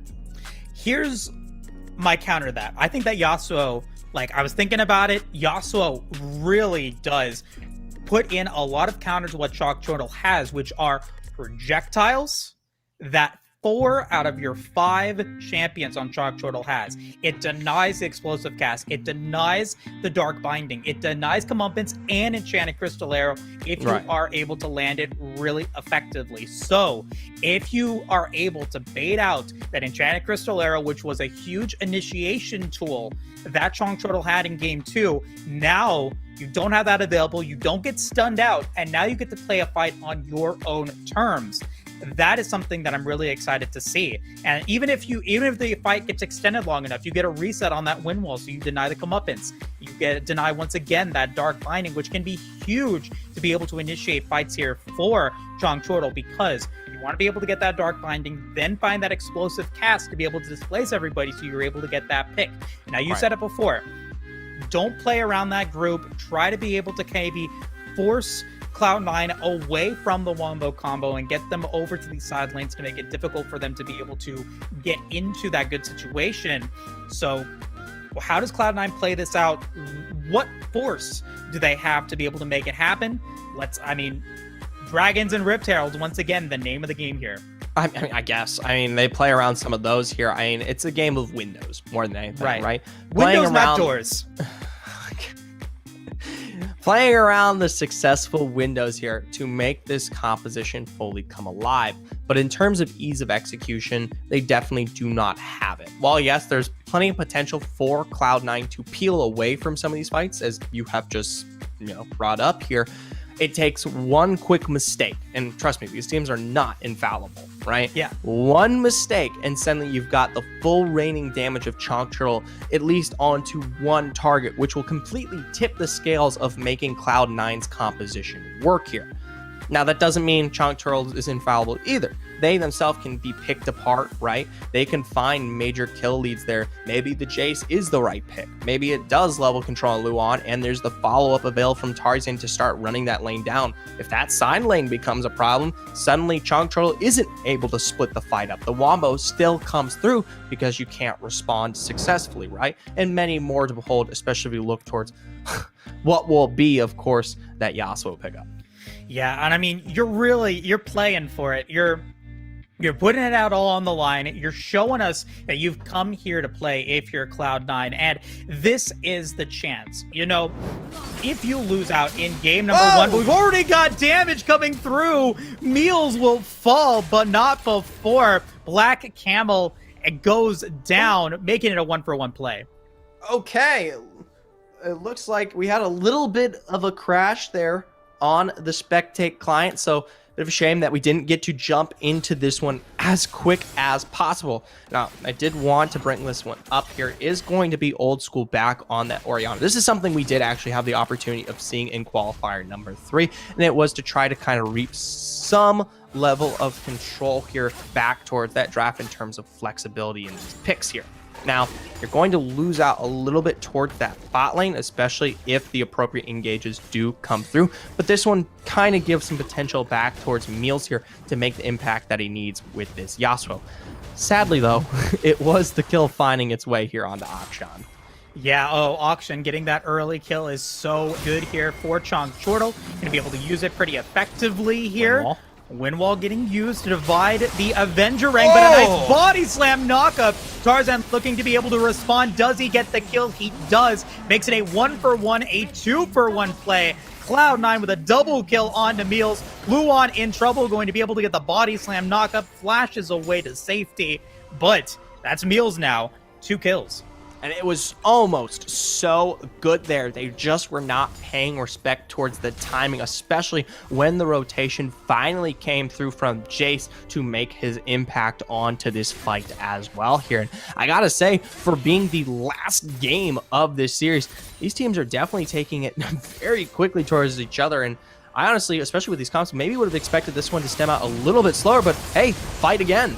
Hey, you know that Scuttle Crab's so important here, Zephyr, and the Cataclysm will take down Black Camel, and Janet Crusadero is going to get used to try to disengage, but it will not be enough. A double kill for Cloud9.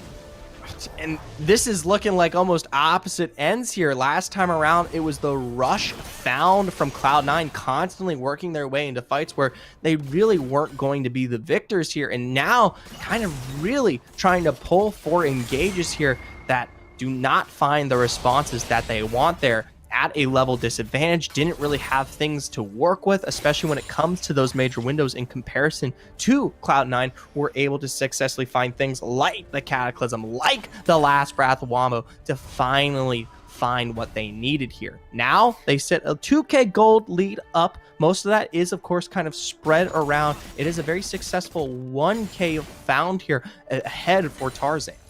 Yeah, and B3, 1, and 2 right now did fall in that last fight, but now way in the lead against Black Camel, who is in the jungle with that Fiora. So Luan, we didn't really talk about it. Yeah, you know, it's Luan playing as that Gragas in the Baron lane, but Black Camel, very feast or famine when you're in the jungle with that Fiora. He needs to be able to get going quickly, and right now 1, 3, and 1. Ineffective so far, but that doesn't mean that he can't find a great grand challenge to be able to get that healing, to get that damage in, and we're going to see the fight already coming through once more.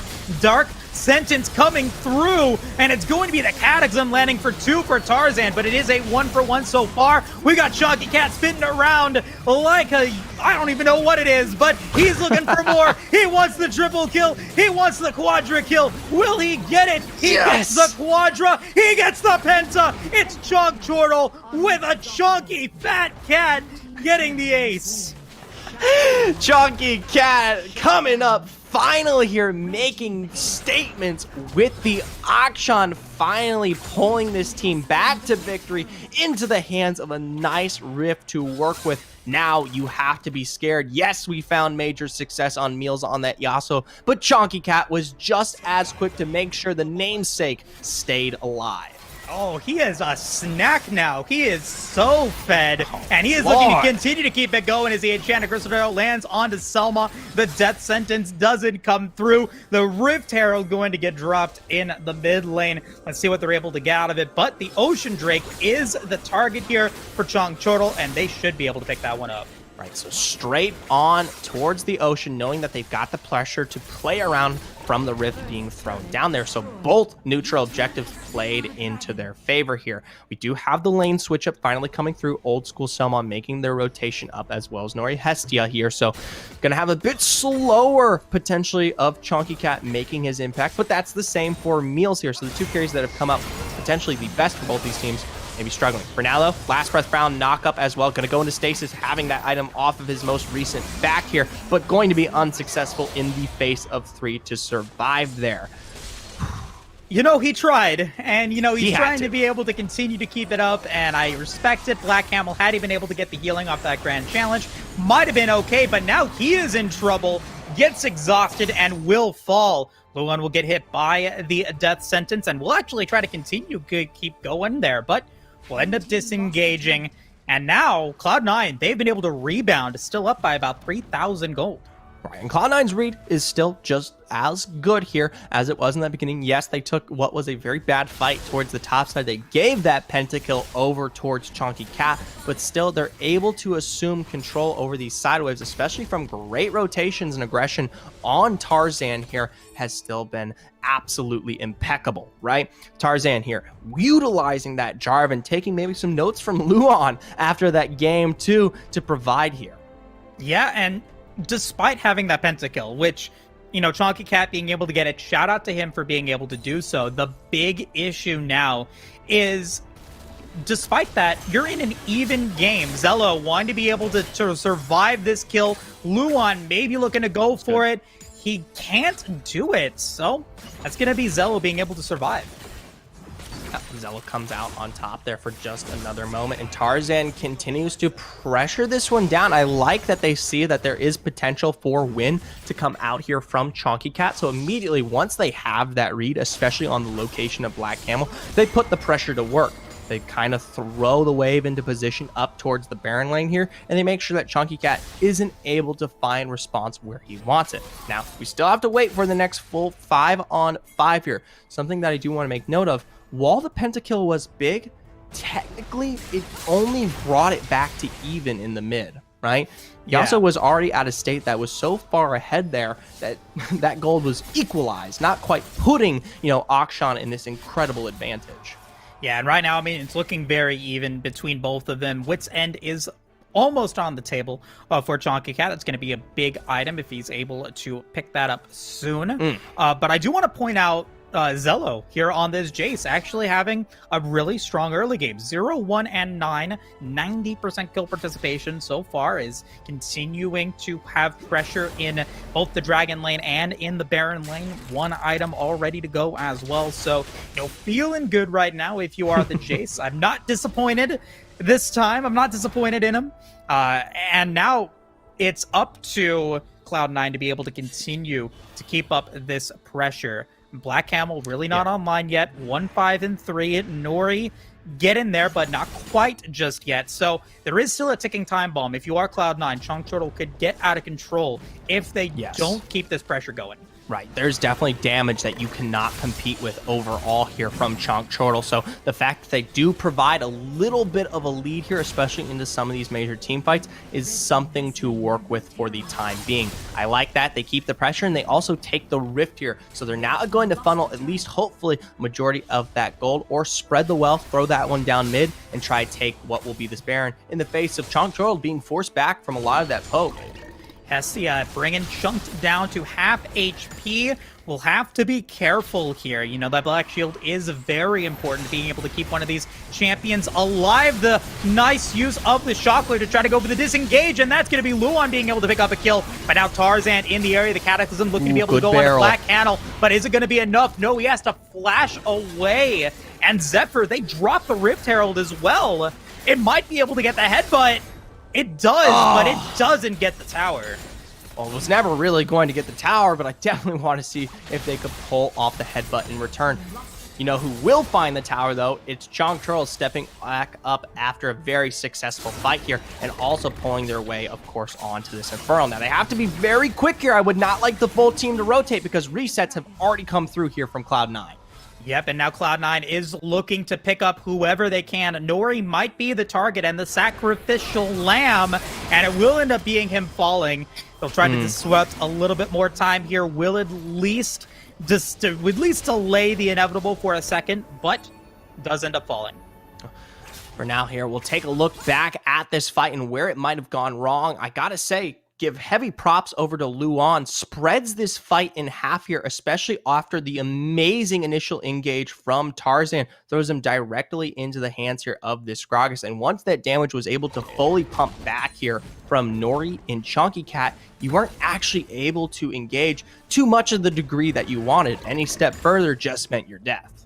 Right, and so, you know, little wins here and there. Cloud9, though, maybe looking to go for a little bit more. Does pick up the Scuttle Crab, which has been so valuable in these last couple of team fights here, Zephyr. Not going to be a fight for that one, unfortunately. It's now 11 minutes into the game. It's not as powerful as it once was. Luan, though, in trouble. Have to flash away up here in this Baron lane. And I would rather have the flash here. You can still make a heck of an impact when it comes to yourself, whether it be the direct knock that you provide or, of course, that casket we saw in that last fight here. What I don't like is the fact that Cloud9 is still running this map the way they want it here. And we got the lovely opportunity to see how that damage is already starting to spread out of control here. When Old School and Meals are neither in position, guess what? Cloud9 is definitely not as scary. Also, No, sorry. Yeah. Well, I mean, Zalo included in that. You know, 1-1 and 9, Black Cleaver and Yomu's is online. So the wealth is more spread out for Cloud9. Chong Chortle does still have Chonky Cat as the richest man on the Rift. 10,007 is now 1,000 gold in the lead against Meals. But, you know, if you're able to take on Chonky Cat, everyone else is a little bit further behind their counterparts here on the Rift, and so there are options for both these teams. As the Enchanted Crystal Arrow misses, means of this initiation that could have potentially gone well for Chong Chortle will not continue, but they still want to go in here. Grand Challenge going to get used on Old School. The exhaustion going to land. A nice shockwave, but a beautiful explosive cast. Old School is in trouble, but he has yet to fall. The last spread is going to land on Black Camel, but he is still alive. Can't quite get the kill on Old School. That was a beautiful tornado by Meals, but it'll just be the disengage. One kill over to Cloud9. But you're still losing your dragon lane here. The entire time, Zalo was pushing this one out. That was always a 4v5 in favor, technically, of Chong Chortle, right? Cloud9 was able to successfully defend, even though they did not have the numbers advantage there. Most of that, especially being chopped up. 2 Meals sliding in there in those last moments to throw that tornado, prevent the full-on rush from Black Camel, and then come up large with the successful kill. I respect the aggression. I just don't like the play from Chong Chortle. Once you missed that Enchanted Crystal Arrow, that fight was just so much harder to go for. And the fact that Black Camel, he really went for it. He tried for Old School, but was never able to pick up the kill. You know, that's disastrous for Chong Chortle because you lose so much control of the Dragon Lane, which is part of your win condition here, Zephyr. And I'm worried now. Chong Chortle, they are in dire straits. They're not out of this game, but Cloud9 now has control of the Rift in bigger effect than they've ever had before. Right, and you just need to slow this one down a little bit if you're Chong Chortle. You still find hefty presence when it comes into getting your at least your damage out on the front. Now, they are going to pull this one down towards the Dragon Lane, try to match Zalo out here, as Camel's definitely looking a whole lot stronger. Into stasis, the Jace will go, but not for much longer. The thing is, you've pulled so much attention down there, the Baron's taken right out from under you. Yeah, and now you've got to quickly be able to take that Cloud Drake. You should be able to, but because of that, you do lose another turret in the Baron lane. Meal's going to drop off the outer or the inner turrets there, which brings you down to 4. And the gold lead is now 6K. The lead is continuing to be where Cloud9 wants to be. They're in the advantage. They are one step ahead. so far, but this is a dance, and you do not want to lose your footing, because if you do, you're going to fall flat on your face, and Chonk Turtle could very quickly bring this game back. Right, and I gotta say, we haven't really discussed it yet, but Old School in this Orianna has been absolutely unstoppable just as well here. What was a small lead has completely ballooned here in these last moments. Now sitting on the full Rabadons in completion here. We saw how much damage that Orianna is able to work with, especially on someone like Hestia a moment ago, where it was a half health take in just a second's notice there. Could have thrown out the shockwave, maybe even see what more you can do. I mean, that's a joke, but you get the concept. You know, I like the jokes though. I appreciate it, because we're an entertainment group. That's what we and you are, Zephyr. We're fun. We're fun, and you know, we have a fun time here. But I expect both these teams are having fun as well on the Rift. There is a lot on the line though as well, and you can definitely see that in the way that these two teams are playing. Careful, calculated, and controlled performances from both Cloud9 and Chonk Chortle. But right now the contenders to win this one are Cloud9. Can they continue to keep it up?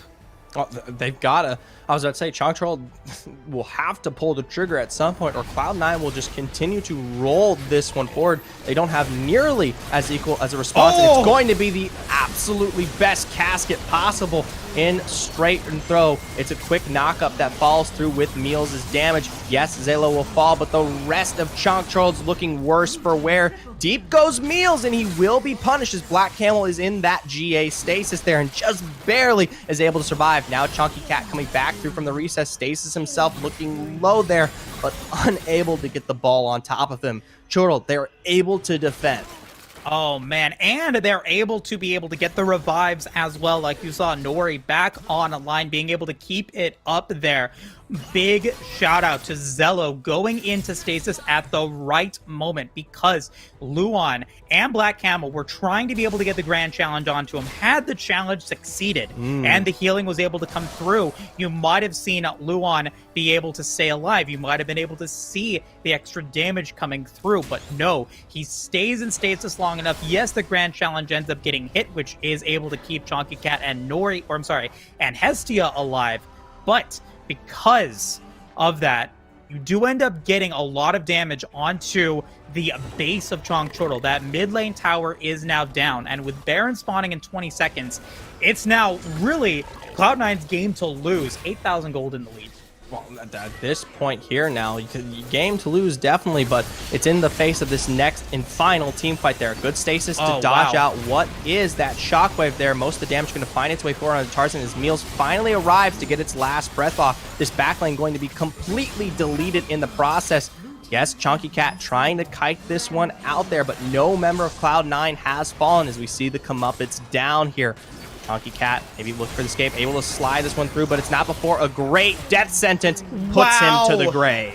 Disaster for Chonk Chortle. Chonky Cat gets the penta, but Cloud9 gets the win, as Old School now looking to deal the damage, gets the kill onto the Nexus. Cloud9 with a beautiful win will take the series 2-1 and will head on out to winners finals.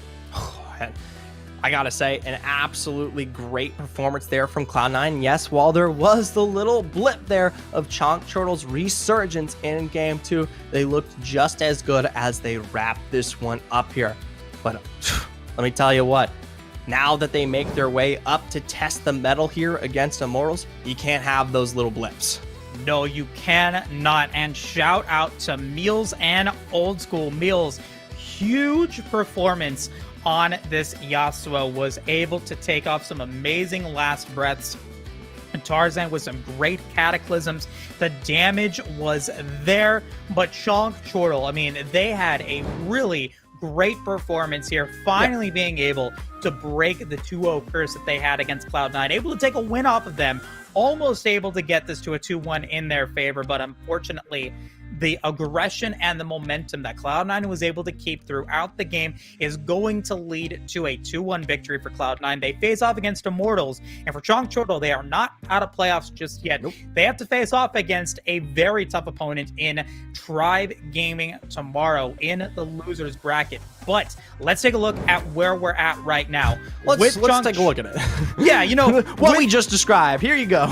now you get a visual component to it, and that's what you want. You know, you got that, they got that teeth reading and that sign language. Now we actually get a visual view of the bracket here on There your you go. screen, folks.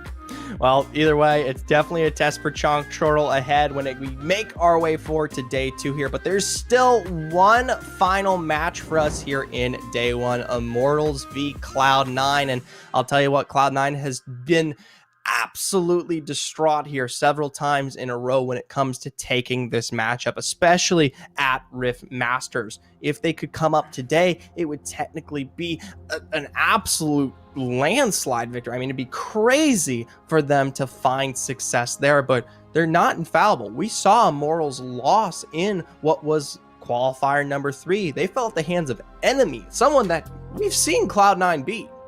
Enemy didn't even make it into playoffs this season here at RiftMasters, but regardless of that, we still get to see Selma. We get to see Old School going to be facing off against the great bottom lane between Charm and Gume. That is Immortals. You do not want to miss winners finals between Immortals and Cloud9. We'll be right back with it.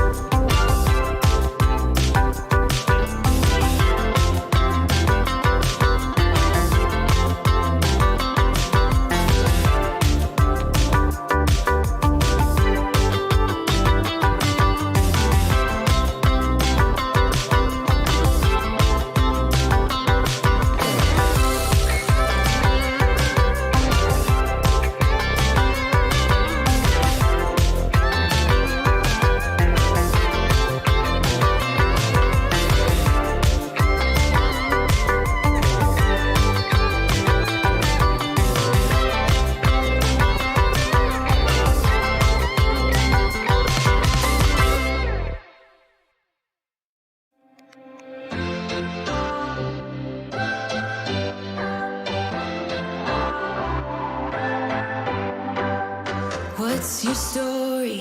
What's your sign? It's like we're twin flames in a different life. Deep connection lights a spark. It's like you know me in the depths of my heart. We're dreamers. Don't care what other people say. We live it like this could be our final day.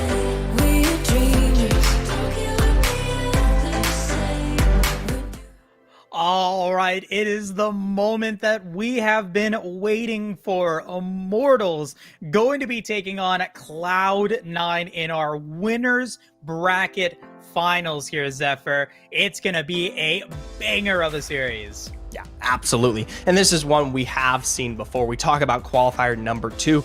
Immortals took it against Cloud9 2-0 in the finals there, awarding themselves their second victory overall here at RiftMasters. But as we've brought up before, they're not completely unbeatable. We did see them lose out very early on against Enemy here coming out of qualifiers number 3. And while today they look fantastic in their performance against Tribe, we'll see how long that can stand. Fantastic is, I think, a great word to describe what Immortals has brought to the table so far, but Cloud9 has also been playing terrifically here in their game up against Chongchortle. Yes, they did drop a game, which could potentially bode saying, okay, well, you know, Immortals was able to 2-0 Tribe Gaming. If they have to be the better team of the two, that cannot be confirmed. You cannot say, oh, it absolutely is going to be an Immortals 2-0, because Cloud9, they are a team to watch. They are a team that can really shake up this bracket. And let's get into game number 1, Immortals blue side pick.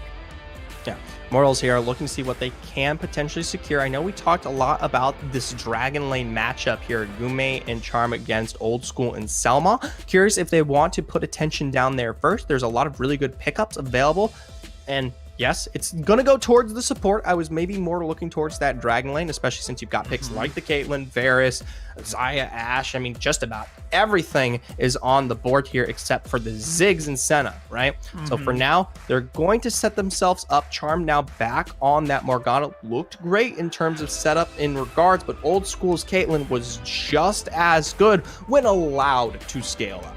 Yep, and here's the thing with that, you know, because Varus wasn't banned or Caitlyn wasn't banned, both Varus and Caitlyn have to be available, which, you know, that was Immortals saying, hey, you know, if you want that to be the fight, that is most likely going to be the fight here. I really expect Immortals to be picking up the Varus, to be paired up with this Morgana. And so Cloud9 saying, okay, we're going to take the better of the two. We're going to take the one that we think that we're going to be able to perform really well with. And now you get your pick of support to go with it.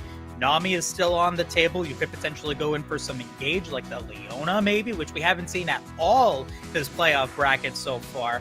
That would be great to see. You maybe get the Janna here. You could have, there's just so many options that are available for Cloud9 at this moment, and let's see what they decide to go with.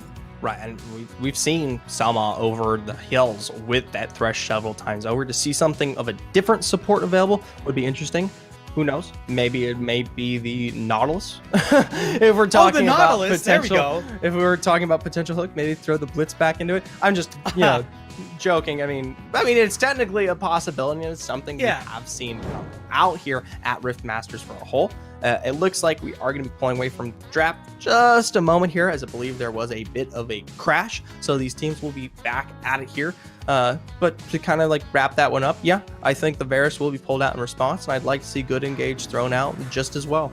Yeah, and that's like, I think the chess game that's played in draft is, you know, we already said, you know, if Caitlyn and Varus aren't banned, Caitlyn and Varus most likely going to be the top 2 tier picks for the Dragon Lane, for that marksman that you're going to be able to pick up. I'd be highly surprised if it's not otherwise. And that's, you know, that's where Immortals is saying, hey, you know, we know that you have to pick up your marksman in your first 2 pickups, because if you don't, we're going to get the better of the 2. We're going to be able to get a more dynamic lineup in the Dragon Lane comparatively to you, because we get what we want. So we're forcing one of your first 2 picks to be your marksman. We're going to be forcing out most likely your support as your second pickup as well, because you already know what our Morgana is going to be. And so it really opens up a lot of what Immortals can still bring to the table, because the Morgana on its own can be paired up with so many other champions throughout you know, the roster that's available. So already with what Immortals has brought to the table, I'm really happy with their draft. I've said it for years now, games can be decided in draft, and so great draft play is super important. Draft's good, but it's definitely based off the play overall here. I know. I still am plenty interested to see how this one will work out. Things that have not really been banned out that are still available that I'm looking towards, definitely the jungle here. You still have those major picks that you see. Both of these teams have very similar junglers when we talk about what is usually Yikesy, but also very similar to Levmont here. They're both very aggressive, and it's the same concept for Tarzan, albeit they'll put maybe a little bit more of a handle on Tarzan to find success towards that jungle. Cloud9's win condition has expanded over the course of RiftMasters, right? So you still have good picks that are available, like the Lee Sin, like the Olaf. They run that one forward. The Xin Shao still down there if we want to see that one played back again here in the hands of someone like Tarzan, who has run it several times over. For now, though, we reintroduced the draft here, and we'll see if our predictions stand. We're looking for some hefty engage Varus response from Immortals to follow. Yep, and that's the prediction. You know, if Wow, it's wrong, so general. then if it's wrong, then you know what? I don't even know what to say at that point. It's just gonna be a wild game here on the Rift. No pun intended. But Cloud9, you know, still with that option, still with the ability to come through. Don't give me the cringe. I didn't even Zephyr. realize it. If you hadn't pointed it out, it would have never hit here. Okay, J4. Good pickup as well. Still I good, like the pickup. Yeah, that's a nice pickup, a nice tool. We just saw it. Yep, absolutely. We did just see it. And we saw some great performances, I think, from a lot of different members here in this playoff series. And so that's another key matchup that's still available. Other champions on the line here available for Immortals to pick up. Maybe the Diana, if they want to go for something in the mid lane. TF is still a great option that we haven't seen played at all today. Zed's up. Or maybe even the Zed. Maybe we get to see Hoon on the Zed once again, which would be fun as well. For now, we pull it back towards the jungle here. Not quite the level of aggression that I was expecting, but definitely something that provides into the terms of some good gank potential, especially with the snowball being a dominant force to work with here. They then kind of spread this one forward. They're going to be back on the Fiora here. Now, I haven't really had the opportunity to get a good read on Iraqi Zora being on that Fiora. I will say when you put Iraqi Zora in that driver's seat, he definitely has the potential to pop off and has shown an improvement from kind of what we stereotypically know him as when it comes to playing weak side top lane. If you give him the opportunity to pop off, he definitely has the potential here, right? And he has been shut down recently. We have seen a little bit of a dip in performance, especially coming out of qualifier number 3. But hopefully with a return back towards the playoffs, maybe clean slate of mental, definitely with more on the line when we talk about some of the larger things like this prize pool, he can pull this one off. For now, though, Cloud9, they wrap up the bot lane. Nami. I just want to say really quick, though, you know, Iraqi Zoro, it's in the name. Fiora is just going to be, you know, a synergistic pick to go with it. You know, rapiers and all that fun stuff. Anywho, the Yasuo going to get banned out. They just saw Cloud9 and Meals pull that one in, so I am excited to. So I think you're a little bit of a respect ban there. And Cloud9, because Immortals did not pick up the Varus in their picks 2 and 3, they banned that one out. So Immortals saying, hey, we do not need the Varus to be able to win this composition. We have so many other marksmen that can be available to them. And they also ban out Hoon's Zed, so targeted pickups here that still playing into Immortals, their flexibility and the versatility that they're able to bring to the table here in this draft.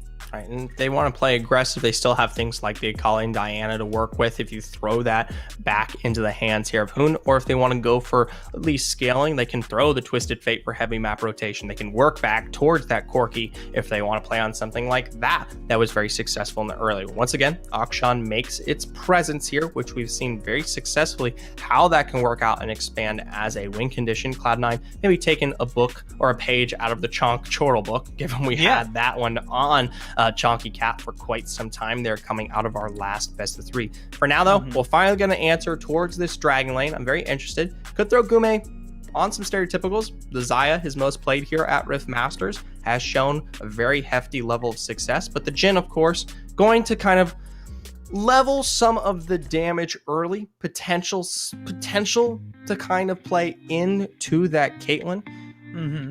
It definitely scales up in response there, though. DPS is not quite as out there. Yeah, and so now you get your final pickup here for Immortals, and it's the Hey! TF. So there you go. Or not for Meals, pardon me. You get the opportunity now for Immortals to have more of that global presence for Cloud9. Bold prediction, real quick, Malphite. Malphite. Let's see it happen. Let's do it. Come on, Zephyr. Keep it with me. Tell me that's going to be Malphite. It's going to happen. It's not going to happen. There's plenty more weak side picks.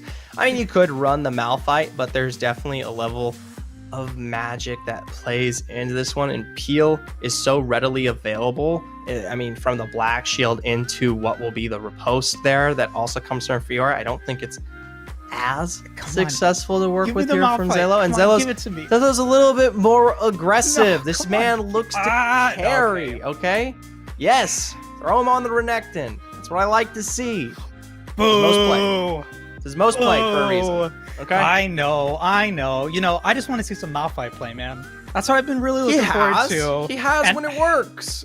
Yeah, well, the Renekton works too. I just, I'm not disappointed. I'm just... Why do you want a Malphite so bad?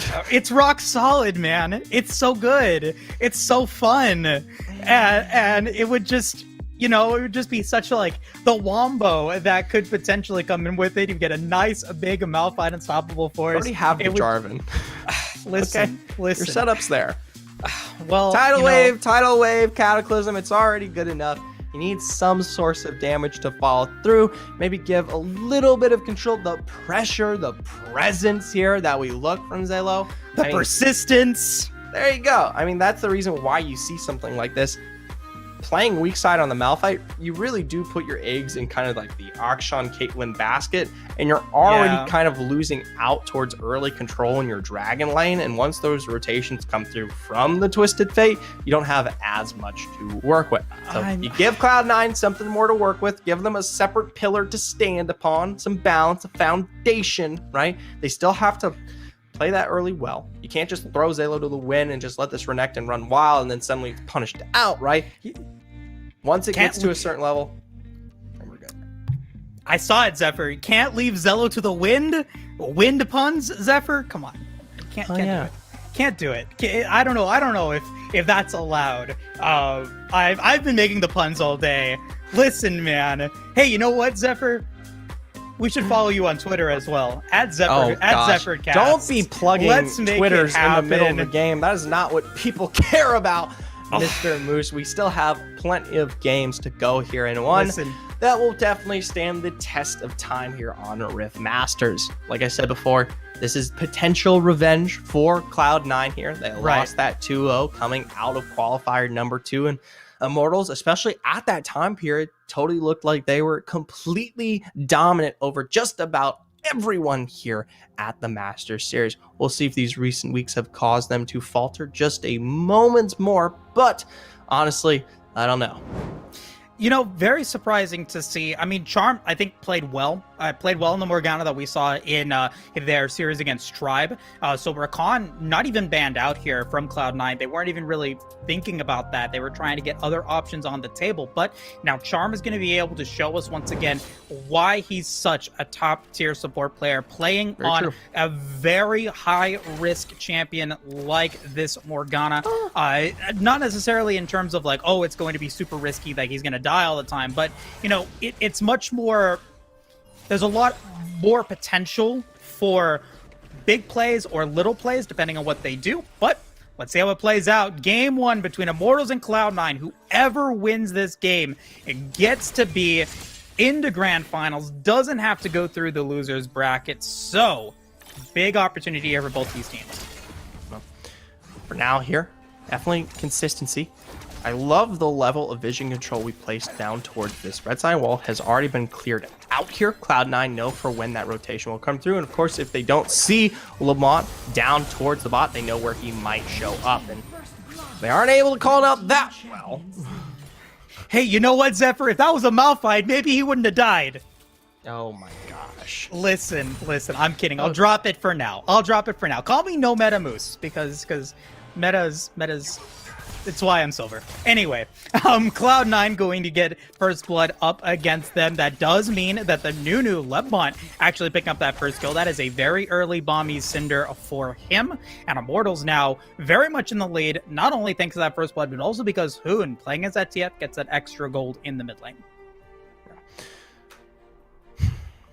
For now here, look to see if we can level this one back out. A little bit of control, maybe to play into Zalo there. I would be interested to see if that Renekton can find its way back into this one. I remember I told you it's a little bit one of those pillars that does provide for this Cloud9 win condition, given that there is kind of a lag towards some of that damage that they do have to work with. So if that one falls off early, and especially into the face of something like a Fiora, your side lane pressure, you're not going to be able to match it. And once you're not able to match that side lane pressure, Immortals split this one apart here, and that's especially what you don't need to happen here for Cloud9. So a composition that works very well together in terms of the setup Wombo. And Cloud9 looking to hopefully make a crack, not turn into a fissure. Old School gonna get chunked by the nice use of the roots there from Gume. Gonna be able to get him down to about half HP. Zello in trouble once again. There The it is. grand challenge getting used, and Zoro now up in a massive way against this Renekton. Tarzan could look to follow, but remember, rotation already coming through here from Hoon to at least level this one out if necessary here. So good shadowing to be provided for a comp that definitely needs some time to scale and find its way forward here. So already playing towards a very good source of their win condition. I would like to see Lebmont make rotations now down towards that Dragon Lane, play into the fact that you don't quite have Old School above at least where the dangerous entity that is this Caitlyn usually comes in the mid-late is where, right? Eventually, it does become a little bit more difficult to play into, so if you're able to put Gume that much further forward, especially now that they're in the mid and we'll be matching this one out, awesome. Yep, and now it looks like, Immortals gets their pick of what neutral objective they want. They're going to be able to either accurately predict or sniff out that there's no way that Cloud9 can go for the Rift Herald, so they will pick that one up. Cloud9 will take the Cloud Drake unless something crazy happens. Nope, but not going to happen. Going to be just fine there. And so, between the two neutral objectives that you can get early game, obviously the Rift Herald going to be a little bit more high priority or a little bit better in the early game if you're able to get good effect out of it. And because of how far behind Zello is, they're not even going to have to use the Rift Herald to get the first tower of the game. No, not at all here. And you saw how they were able to expand a lot of that control out towards this river, especially to get a good read on whether Tarzan would be making an appearance so early on. That just gives complete access here for Arakizor to keep a level of control here on that Baron lane. So major props to Immortals there for knowing what they had to work with to make this one happen. Now, back towards this bot lane here. Charm is stuck around here, especially since they've sent Old School there and Selma to match once again instead of rotating them up here. Lebmont can take advantage here of the kind of control that they found to throw the Rift down, but follow through is available here from Meals. All right, nice tidal wave, gonna land Good Charm, but soul it's shackles. actually great, beautiful soul shackles, actually.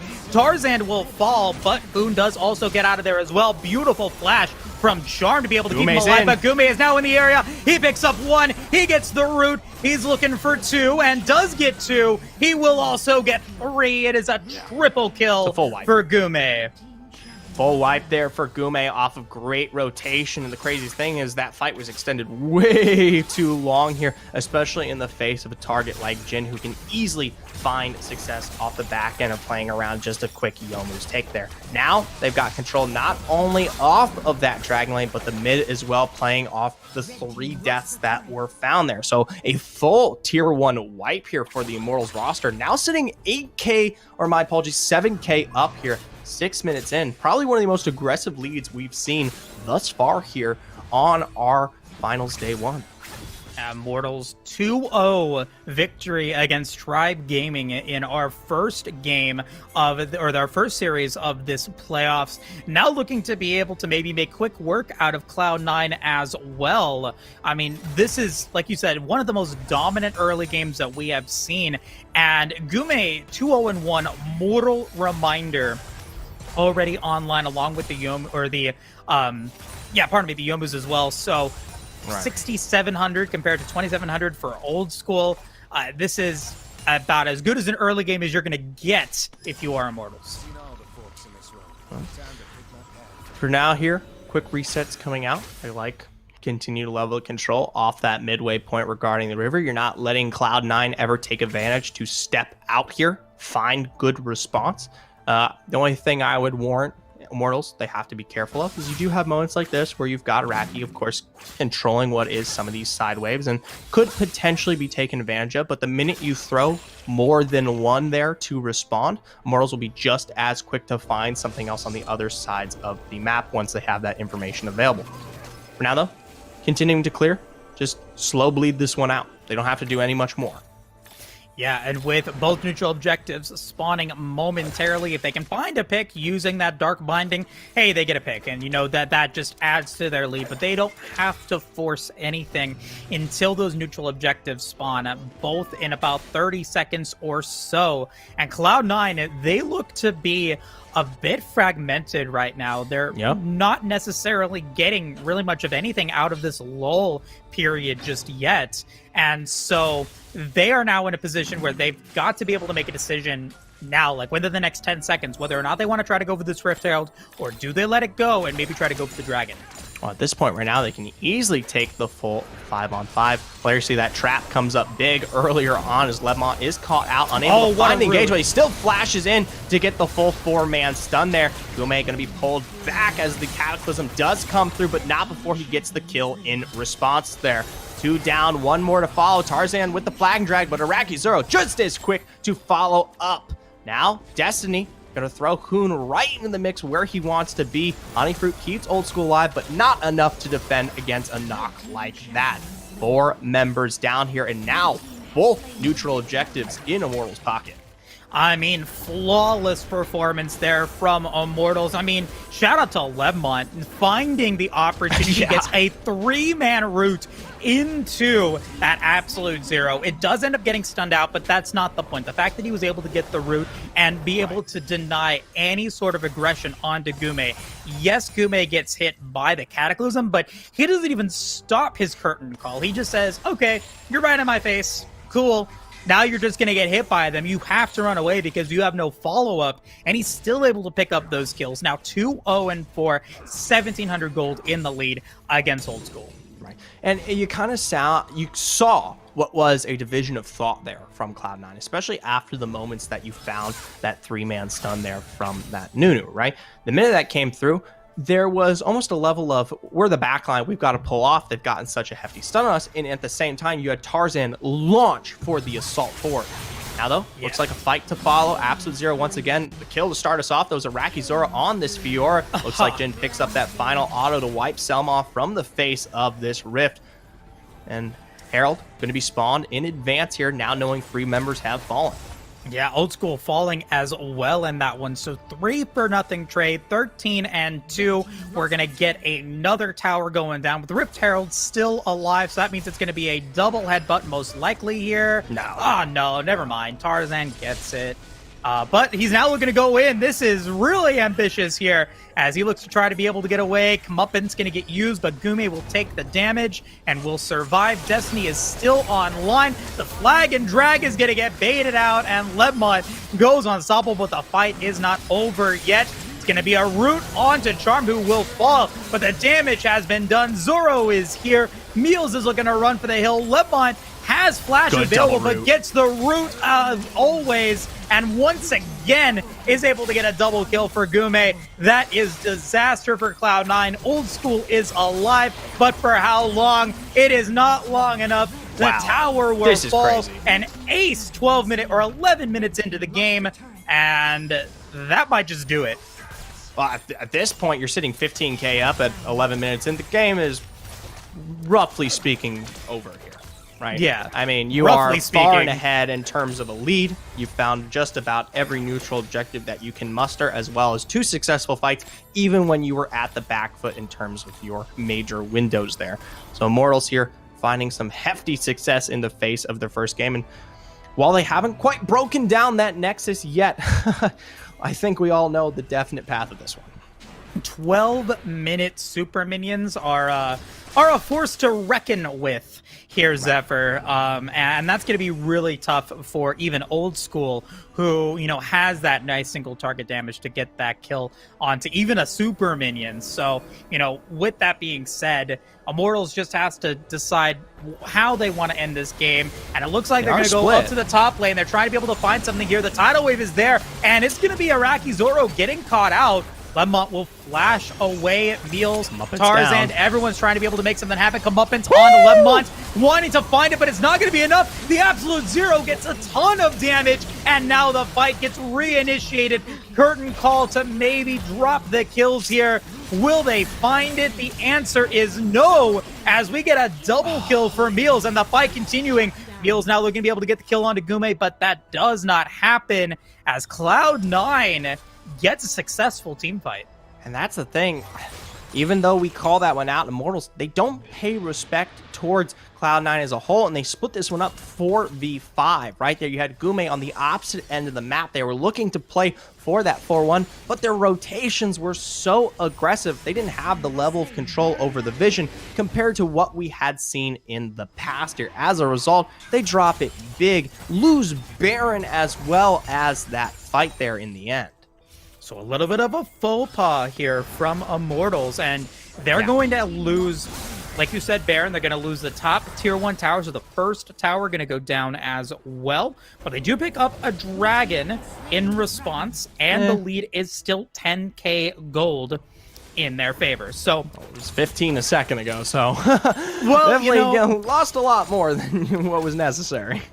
You're right. And Cloud9, that just goes to show, Cloud9, they're not scared of making these aggressive and ambitious plays, and it pays off for them big time to keep this game alive a little while longer. But will they be able to find anything else? The curtain call is going to get used. We're going to see the root going to land on a Tarzan. Can Tarzan survive? That is a no. A nice double knockup from Lemont will keep the fight going as we get a dominating kill from Gume and a double kill for Charm. Zello goes in, but he goes in just to fall, and that is all 5 members of Cloud9 falling. Immortals take game 1. There you go. That's more like it there. Immortals, they play to their strength. They group up its full 5 and set that one up just the way it was needed there. Taking that first game, Immortals come out in a massive lead. Just the way, Immortals likes it. They're going to be able to take game number 1 here. And despite the almost ace that Cloud9 was able to get, it's still the wallet just massive here for Immortals to be able to get it. Massive kills, massive gold, massive damage all across the board for Immortals. Everyone above 10k. Comparatively to Cloud9, 3 members below 7k, below 10k, I guess you count Selma there as well. I mean, that's big. It was a team effort there for Immortals. And what really came out here, I mean, we can sit it. It's a top and jungle gap here, right? Zalo there, of course, on that Renekton, punished out incredibly early on from an early gank from Lemont that then transitioned to, of course, Rakizor scaling into a monster on that Fiora here. And I told you, you put him on something with a little bit more carry potential, and he comes up just as good here, right? Oh, yeah. On top of that, the fact that every team member was doing anything in their power to make sure that they had constant identity regarding where or how Tarzan was moving across that map was perfect there. We talked about the vision, the river control. There was never an opportunity that could truly step past that line and find successful gank potential there. And that really came back to bite the Cloud9 roster. There wasn't I never really saw a point where Cloud9 was able to use the comp effectively. Old School was never in a position where he felt in the lead or he felt in control. And the superior range that Gume had, not just in his auto attacks, but with the curtain call, how safe he was throughout the majority of the early to the mid game. Charm putting in some work as well. But Lemont, I mean, some beautiful knockups with the snowballs, that great flash route into 3 to be able to get that massive team fight to really seal the deal here in game 1. And that's not even to point out the rest of it. Hoon, great rotations as well. Everyone bringing something to the table here for Immortals. Every decision was made to accurately predict what Cloud9 was trying to do. And Cloud9, just the crack turns into a fissure, which turned into a massive hole that they could not recover from. And it ends up resulting in like I said, not a flawless victory, but once again, a really solid performance that will put them up 1-0 in this series. Now, I think for this next game here, we need, I wouldn't like to see Zalo pull back here in terms of his aggression. That's something that he's particularly, at least known for, especially not just him, but Tarzan as well here. I don't mind the Jarvan 4-pick, and we got to see how it does work out in terms of great setup here coming out of the match they just held here against Chong Chodol a moment ago, right? But I would like to see maybe even more solo potential carry here from Zalo. I mean, time and time again, we've seen this man at least have, or my apologies, Tarzan here. We've seen this man on more than just, say, the Jarvan here. He's usually even more single target oriented kind of carry. You throw him back on the Lee Sin that worked so well early. Yeah, but I mean, to counter that though, it's Cloud9 that have been the aggressors in this series, or in Summoner's series so far the entire time. That is their identity. And that game one, they were in an identity crisis because they were never able to use that aggression to their fullest effect. It's what they do well in, it's what they perform well in, and if they want to be able to make it happen, this is the opportunity to go for it. This is the chance to show us why that aggression works really, really well. Immortals was able to handle it with their own aggression in the early game one. What are they going to be able to do here in game two? Draft has begun, and we're going to get some similar bans here at the first couple of bans from both these teams. I'm curious, you throw out that Orianna, which is a major consistency on Hoon, but you then can kind of push him towards picks that at least warrant a level of damage that is more oppressive, at least in the early to mid game, rather than say that Orianna, who definitely scales into something more of a monster here, right? So pushing them towards that, you get an idea of what your expectations are going to be out of Hoon, and the fact is Cloud9 always looks to match it, right? And hopefully they come out on top here, putting that presence into Meals. For now, though, we take this one back. Selma, once again, not going to be put into the hands here of that Thresh, and it made its impact coming out of that last game. Yeah, and so I think Immortals respecting the fact that Selma does do some good work there with that death sentence. He's great. But now it's like, okay, well, we've seen your Nami, and I wasn't particularly impressed with it. It felt like he wasn't uncomfortable. There were a couple of those Aqua prisons that just didn't hit their mark, especially when it was up against opponents that were either subjugated or in stasis. He should have been able to land those. We didn't see that happen in game one. So now Selma has really, he gets pinched here. The Senna is gone. The Thresh is gone. What other options does he have available? Does he have a Leona? Does he have a Nautilus? Does he have a Janna? Does he have a Blitzcrank? What can he bring to the table here in game two to really bring it happen? Does he have a Malphite? It's not going to happen. But. I like the level of presence that was on the Thresh because it gave them the potential to set things up and play Morgana too. The way they wanted, right? I mean, it was Selma dictating kind of the start to some of those fights, especially towards early when he either was finding in the bot lane good control or what was his rotations up. For now, though, there's a lot of picks that are really good that are still on the board. We go Dragonlane, you've got, Caitlyn Varus. You go towards the Baron, you've got the Queens, you've got the Camille, etc. All the ones. Hey, there you go. Yeah, there you Camille go. that still makes its presence known, that can easily provide in terms of control. Yeah, and so, because you ban out the Morgana from Charm, Rakan is still on the table as well. You've got the Camille, which you said, that's...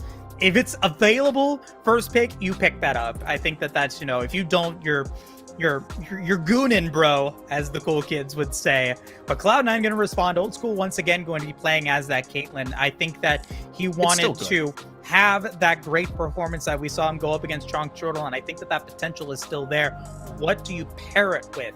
Do you give a little bit more, tankiness for Cloud9 there in that Dragon lane to give Old School some damage and to give Old School some help? Because that was the game that they won game one. It was so much frontline that Cloud9 was able to give too old tool to be able to survive. The Fiora is going to be picked up though, so we get ourselves a fight in the Baron lane. Right. And eventually that Fiora becomes a problem. We got to see it in the hands of Raki Zoro scale up way quicker than expected here. Now, going to trade onto the other side. And while, yes, the Camille can be just as dangerous, there will definitely come a point where the Fiora does not have as much or more of a response. But we expect that Camille, of course, to be playing more towards the 5-on-5, not so much this direct kind of lane-to-lane matchup. And up until what is that fully on late, it can still match. For now, though, Immortals, they definitely take this one down back towards our Dragon lane. Charm, of course, going to be on that Galio, something we've seen plenty of times over here. And it provides a level of safety as well as good engage here, albeit you definitely have to get directly in the face here of your opposer. Now, that is something that has been and can be punished out here, but overall, even when paired with that Ziggs, can be just as nasty to follow through with. Hey, you know, Galio, rock-like enough, so I'll take it. It's my Malphite kick getting picked up here. So, you know, thank you, Immortals, for giving me some rock-solid picks here in game number 2. And you pair that with the Ziggs as well for that Mega Inferno Bomb. So you have some nice AoE potential that can be there. You have some single target kills as well. But Selma, he wants to redeem himself on that Nami. And I'm expecting a lot out of him here in game 2. Well, I mean, we need the same level of engage to punish a pick like that to come through from Immortals to kind of warrant what is that response. So the fact that Cloud9 is looking to engage some of those heftier options like the Jarvan that's still available, of course, in that jungle is definitely warranted here. Now, we still have not seen what will be the follow-up regarding either mid or jungle here for both squads. Twisted Fate still on the board. To be surprised if they let that one slip through. You're taking away a lot of the scaling potential mid laners here for both sides, so you leave up more of the aggressive high tempo picks that have been at least more successful here in these recent metas. So you still see that Diana, still see the Akali up there. The Zed, if Hoon wants to run that one back, is potentially an option. But, I mean, for Cloud9, since you ban out the J4, I think it makes sense just to continue to pinch out the pool in the jungle, because it looks like Immortals banning out the Olaf as well. I think that's, you know, a solid choice, because now you take in those big 3 junglers that could potentially be available. The Jarvan, not the Jarvan, but the Lee Sin and the Olaf are no longer available, so that does really pinch the opportunities that Cloud9 has for a jungle pick. And Immortals can always pick up the Nunu as well. Right. Xin Zhao, I think, would probably be a nice pickup here. Wukong is one of my favorites in the jungle, and I think that'd be something really good here. And Immortals still has a lot of flexibility in their pick. They could still put the Ziggs in the mid lane. If you want to be super ambitious, you can put the Galio in the mid lane and go for a different support. I don't think that's going to be it. But Grog is going to get picked up here. We saw it played in the top lane and the Baron lane for Zello, but it could go into the jungle, so we have a little flexibility there. I mean, if you throw that Fiora there into the jungle, it's definitely a bit more feast. You have to find the same amount of gold you would assume, of course, in those side lanes to be at least a presence here, especially when you start trying to pressure or split the map apart, because then Gragas will then take what is at least the engage potential away from you when we get to that point. For now, though, Immortals here. We get to make our impact regarding that Yasuo once again. This time it trades hands over. Not going to be for Cloud9. Pull this one across here. Don't quite have as aggressive of the setup, but the Wombos still are available, whether it be the Snowball knockup or the Galio to work with to start things off here. And if last things anything go off of, then yeah. Yeah, and even then, like, at this point, you either have to land the Aqua Prison for the Nami, you have to get the Body Slam from the Gragas or the Tidal Wave to be able to stop that absolute zero. So if you do get a nice route, again, Aurelion Soul. Hey. I love seeing the Star Dragon and Cloud9. I mean, you have to pick up something here that's going to make an impact, and the A-Soul is going to have that opportunity to do so. So you've got some disruption on that absolute zero. You've got some opportunities to be able to sustain through some of that damage. Can they pull it off, though? You don't have a lot of front line now if you are Cloud9, but you have the opportunity to get into massive damage very quickly. And we saw this picked out for Meals coming out of qualifier number 2, matched up incredibly well into that mid lane here. And it did take some time to kind of scale up and find the presence necessary to provide in terms of damage, which is something that kind of worries me here. If we see the same level of pacing out of Sebmont here, or Lebmont, my apologies, then I don't think we ever really get the opportunity to see that Aurelion Sol shine, because he's especially immobile and can be capitalized upon if you want to run that one forward, especially once you get those windows available like the Last Breath. And so there are a lot of questions that are here for Cloud9. And once again, Zephyr, I feel like the Cloud9 draft is a little bit disjointed. Like, it's not fully cohesive like we saw in game 1. Like, there's some questions, and there are some holes in Cloud9's roster that, or in their composition, that can be exploited. Immortals, it's a nice comprehensive composition that, you know, makes sense, that can work well even if they are a little bit behind. So I think Cloud9, that aggression that we've been talking about, they've got to go all in on it. They've got to be able to make it happen, because if not, like, I feel like you're going to start falling behind a little bit too quickly. And I don't, like you said, I don't think that we're ever going to be able to see that Aurelion Sol get online to be that super effective mid lane pick. No, I mean, it still has potential, though. I mean, we talk about the control coming out of game 1. That's never a guarantee here. I do really want to look towards that Tarzan matchup, because that's kind of the weakness that came out of that first game there. And if we see the same level of expenditure paid towards keeping that river as well as the vision under control to pin him back, then yeah, suddenly you give Lebmont all the realm in the world to run and keep this one forward here for the Immortals roster. For now, though, this time around, nothing too exciting to start this one off. Teams just match equally. Yep, and now game number 2 is on the way. Remember, whoever wins this game is guaranteed at least second place here in these playoffs. Whoever loses this game has to fight their way in a loser's finals matchup between Tribe or Chongchortle. Whoever wins that game to decide who's going to be able to potentially get this win. So a big game here for both of these teams, and let's find out who takes it. For now here, Tarzan spending a lot of time towards this mid. He's been here for at least the last 30 seconds, and got to be very careful there. Scuttler, not quite sure. It is picked up here into the favor of Immortals, but the expense potentially, yes, Lebmont's life. He is flashed out there, but it does fall through with those stars as Meals' rotation comes up. Expanding his horizons, and Meals will be able to pick up first blood. That is what you want to see, actually, if you are Cloud9. Get Meals ahead as quickly as possible. Get him on that Rod of Ages ASAP. And on top of that, Tarzan is looking to be able to get this this blue buff. We got to fight, though, and it could potentially go towards Immortals. Selma trying to be able to get away. Will he be able to survive? No, he will not. But now we got Meals on the way again. A nice big stun. Nice knockup, though. Nice double knockup. As Lebmont does fall. Nice grand challenge as well. Tarzan looking to be able to survive here and will be able to do so. Hoon is running for the hills, and it's Meals who picks up his second kill of the game. Now 2-0-0, 2.5 minutes in.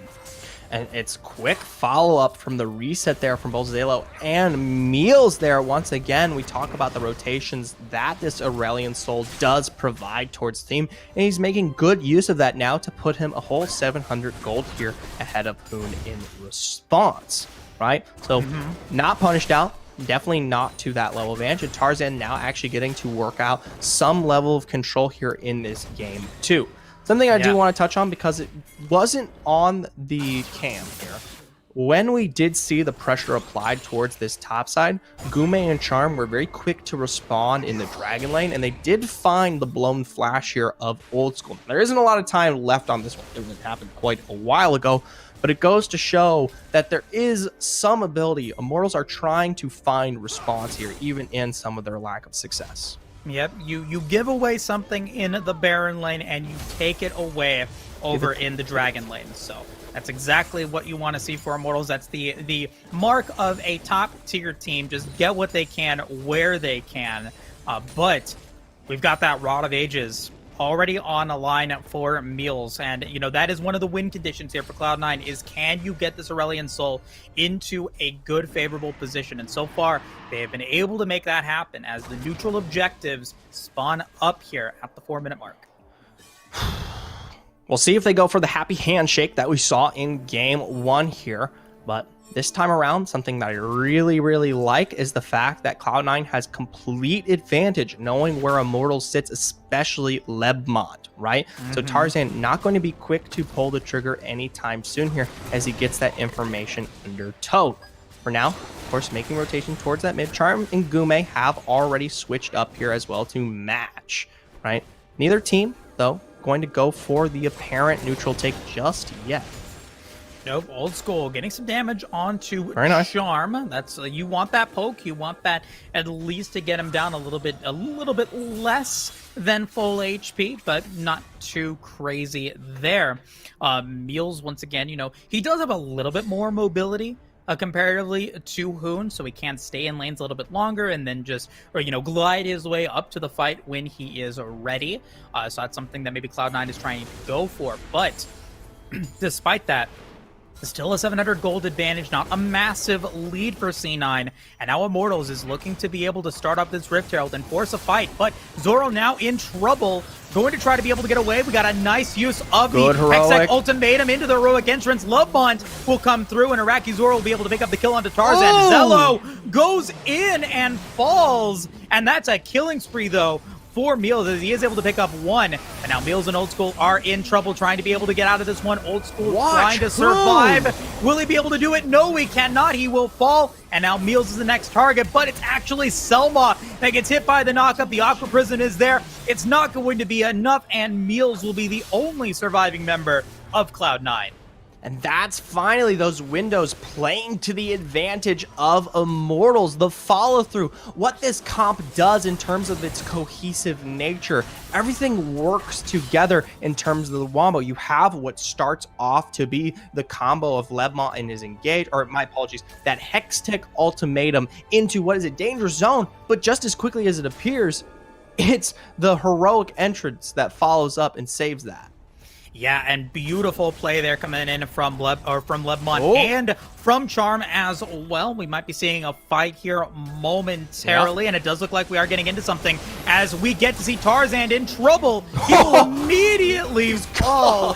He just is gone. Say goodnight, Tarzan. The jungle is not your favor and not your friend in this one. But let's take a look at this replay of that last fight here, Zephyr, as we get to see that great Hextech ultimatum. We'll have to pull back to that just a moment later. It looks like Meals caught out there for a moment. Hoon quick to follow up, but successfully makes his way away there. They were able to find first turret at least here, so even while the kill didn't come through, they did find success in that regard. Thankfully, we do get to pull back to this one here. And like I said, it's the wombo, that combo that plays into successfully not just eliminating Tarzan there, but keeping Zalo off his successful aggression onto Iraqi Zor, which if we had finally the challengers to come through, the healing that would have provided to turn this one around in what was that very, very forward positioning could have potentially kept C9 into this fight here. And the fact of the matter is, because you have such quick rotations from Immortals, you have such a split regarding that fight.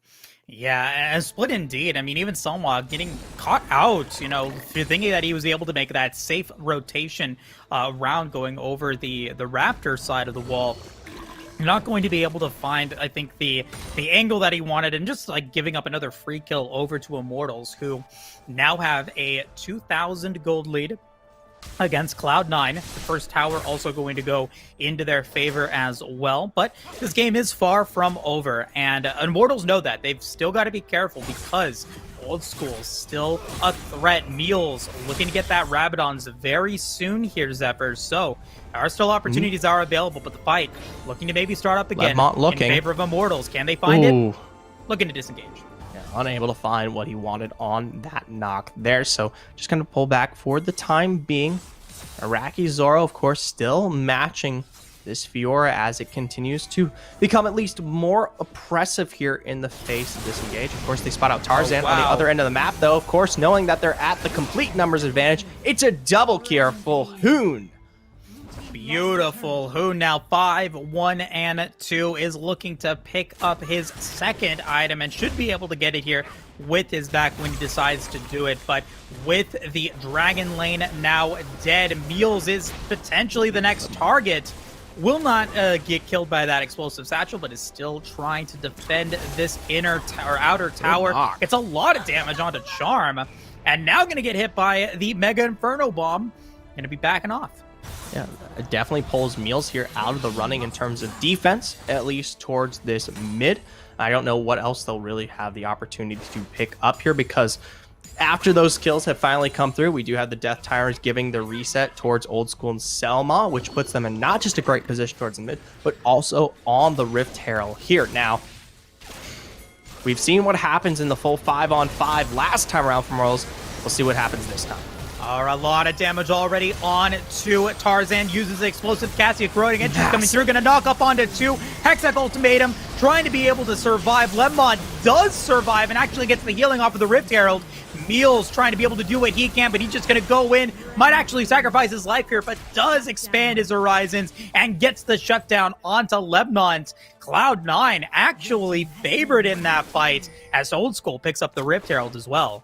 And Immortals, while they looked good, they were never really able to find their way successfully onto the back. Both Meals and Old School able to provide all the siege and damage from afar here, as they were, of course, being pestered by the likes of Zalo on this Fiora, as well as Tarzan, doing an absolutely perfect job being the fronts for this squad here. And while, yes, they did fall, it was not at the expense of 2 in response there. The nice thing, they pick up Rift. It is in the pocket of Old School, but personally, in my opinion, when you're making your macro plays, that doesn't particularly matter. It's already down in the mid.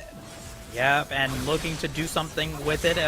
Actually, kind of a weird spawn. Might actually get nothing out of it. Immediately. And will fall, so that's a bit of a sad situation there for C9. Nice knock up into the last breath. He wants it, and he'll get the kill onto Old School. What turned into a good play for that Rift Herald ends up being disastrous for Cloud9. A beautiful explosive cast into that tidal wave, but Selma is just going to get targeted now, getting knocked up. Will he be able to survive? No.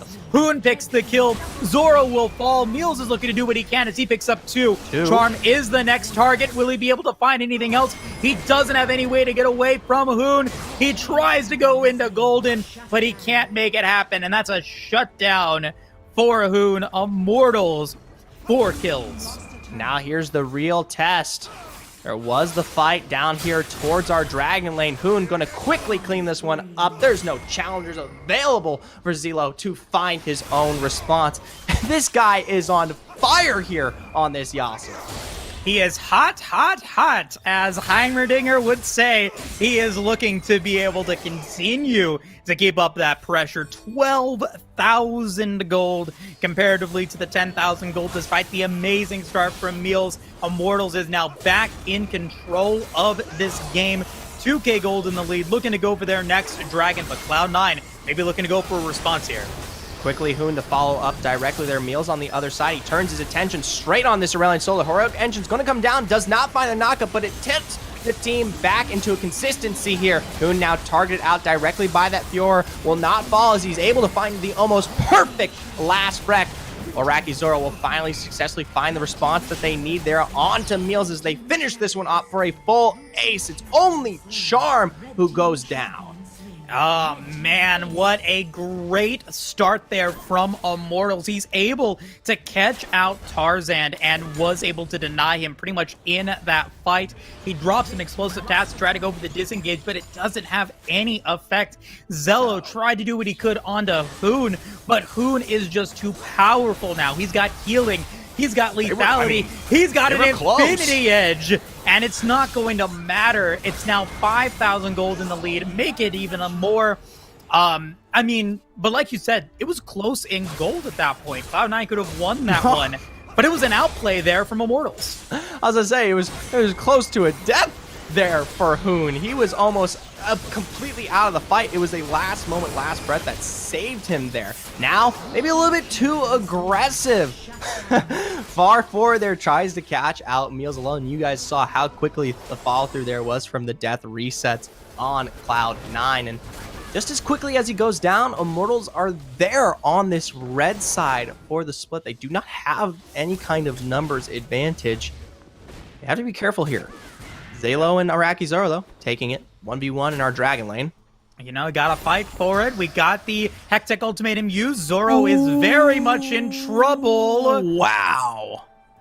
Does get out of that one. Has to, you know, really back out because Zello actually wins that play in that 1v1. Very nicely done there. Is up in gold as well. You know, 11k to 9.8. So something there for Cloud9, at least being able to disrupt the pushing power that Immortals has with the Baron. Believed now also very close to expiry as well, if not already expired. So, you know, Immortals, they're up by 6k gold, but they're not quite completely in the driver's seat just yet. Despite the ace, despite the dragon advantage, the gold is still there for Cloud9, and they've got to try to be able to do what they can with the rest of this Baron buff. They might siege this one out. It's a nice route found there into the Mega Inferno. Gonna blow the stasis. They set up for that absolute zero. The rest of the team to follow. Their Meals is on the backside to throw them right back under to her as Hoon finally arrives. Big heroic entrance, not gonna find about anybody as Hoon is deep there, successfully able to find two more. Zillow in response. Charm going to block that one out as finally Gume provides the successful damage to finish up that kill. Meals now hightailing it out there to find his way back to Fountain, but it's at the expense of your tier 2 and the inhib. They'll keep walking this one forward here, and with all the damage on the board here, it looks like Immortals are making their way to the grand finals. Congratulations to Immortals. Well, game 2 was a little bit shaky. Their foundation holds, and they will take a 2-0 victory against Cloud9. I mean, day 1 was Immortals just absolutely dominant. Great games from them all around. And they are now the team to beat. They're going to be the top side, winner side victors here today. And they're going to be facing off against whoever is able to win out in loser's bracket. I mean, shout out to everyone. Hoon playing some phenomenal Yasuo, having some great performances, and I mean, carrying the team damage-wise, 24k damage there in that mid lane.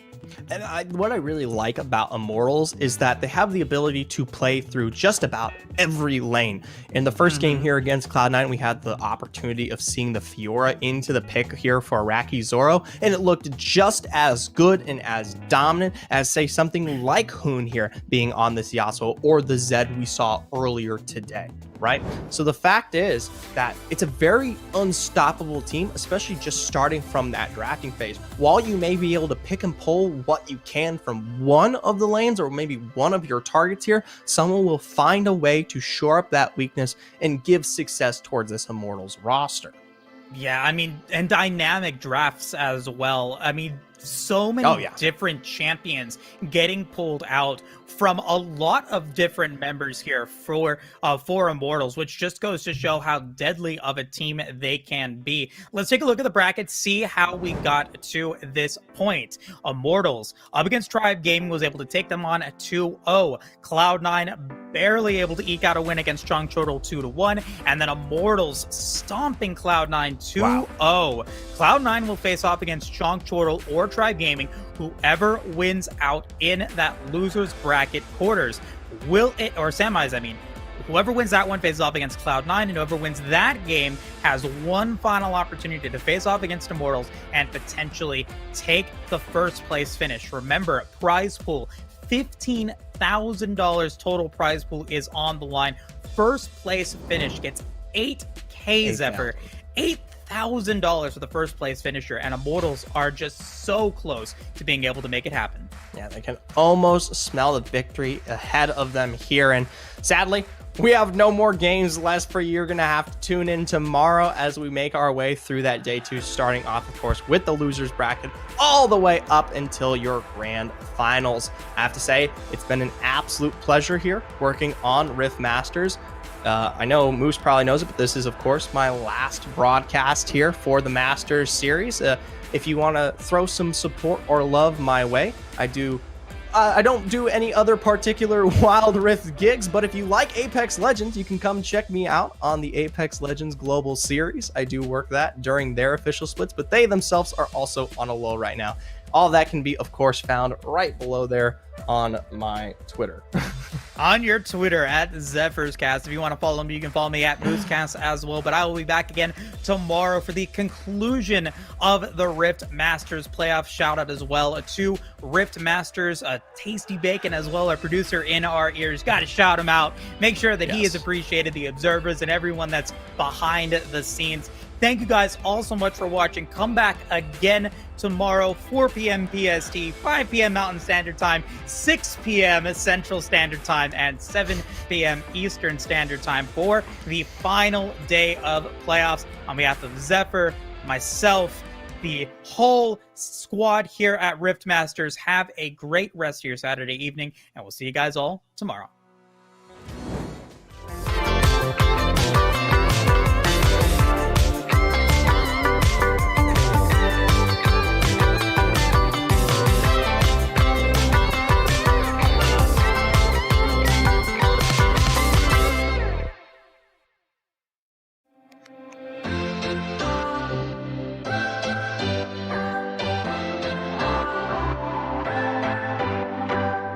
What's your story?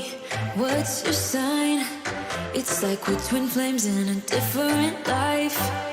Deep connection lights a spark. It's like you know me in the depths of my heart. We're dreamers. Don't care what other people say. We live it like this could be our final day. We're dreamers. Don't care what the others say. We're doing this in our way. We come alive in the nighttime. It's something about how we dance in the moonlight. That look in your eyes, it tells me that you want me and all my loving. We come alive in the nighttime. You and I, we come alive. We come alive. We come alive.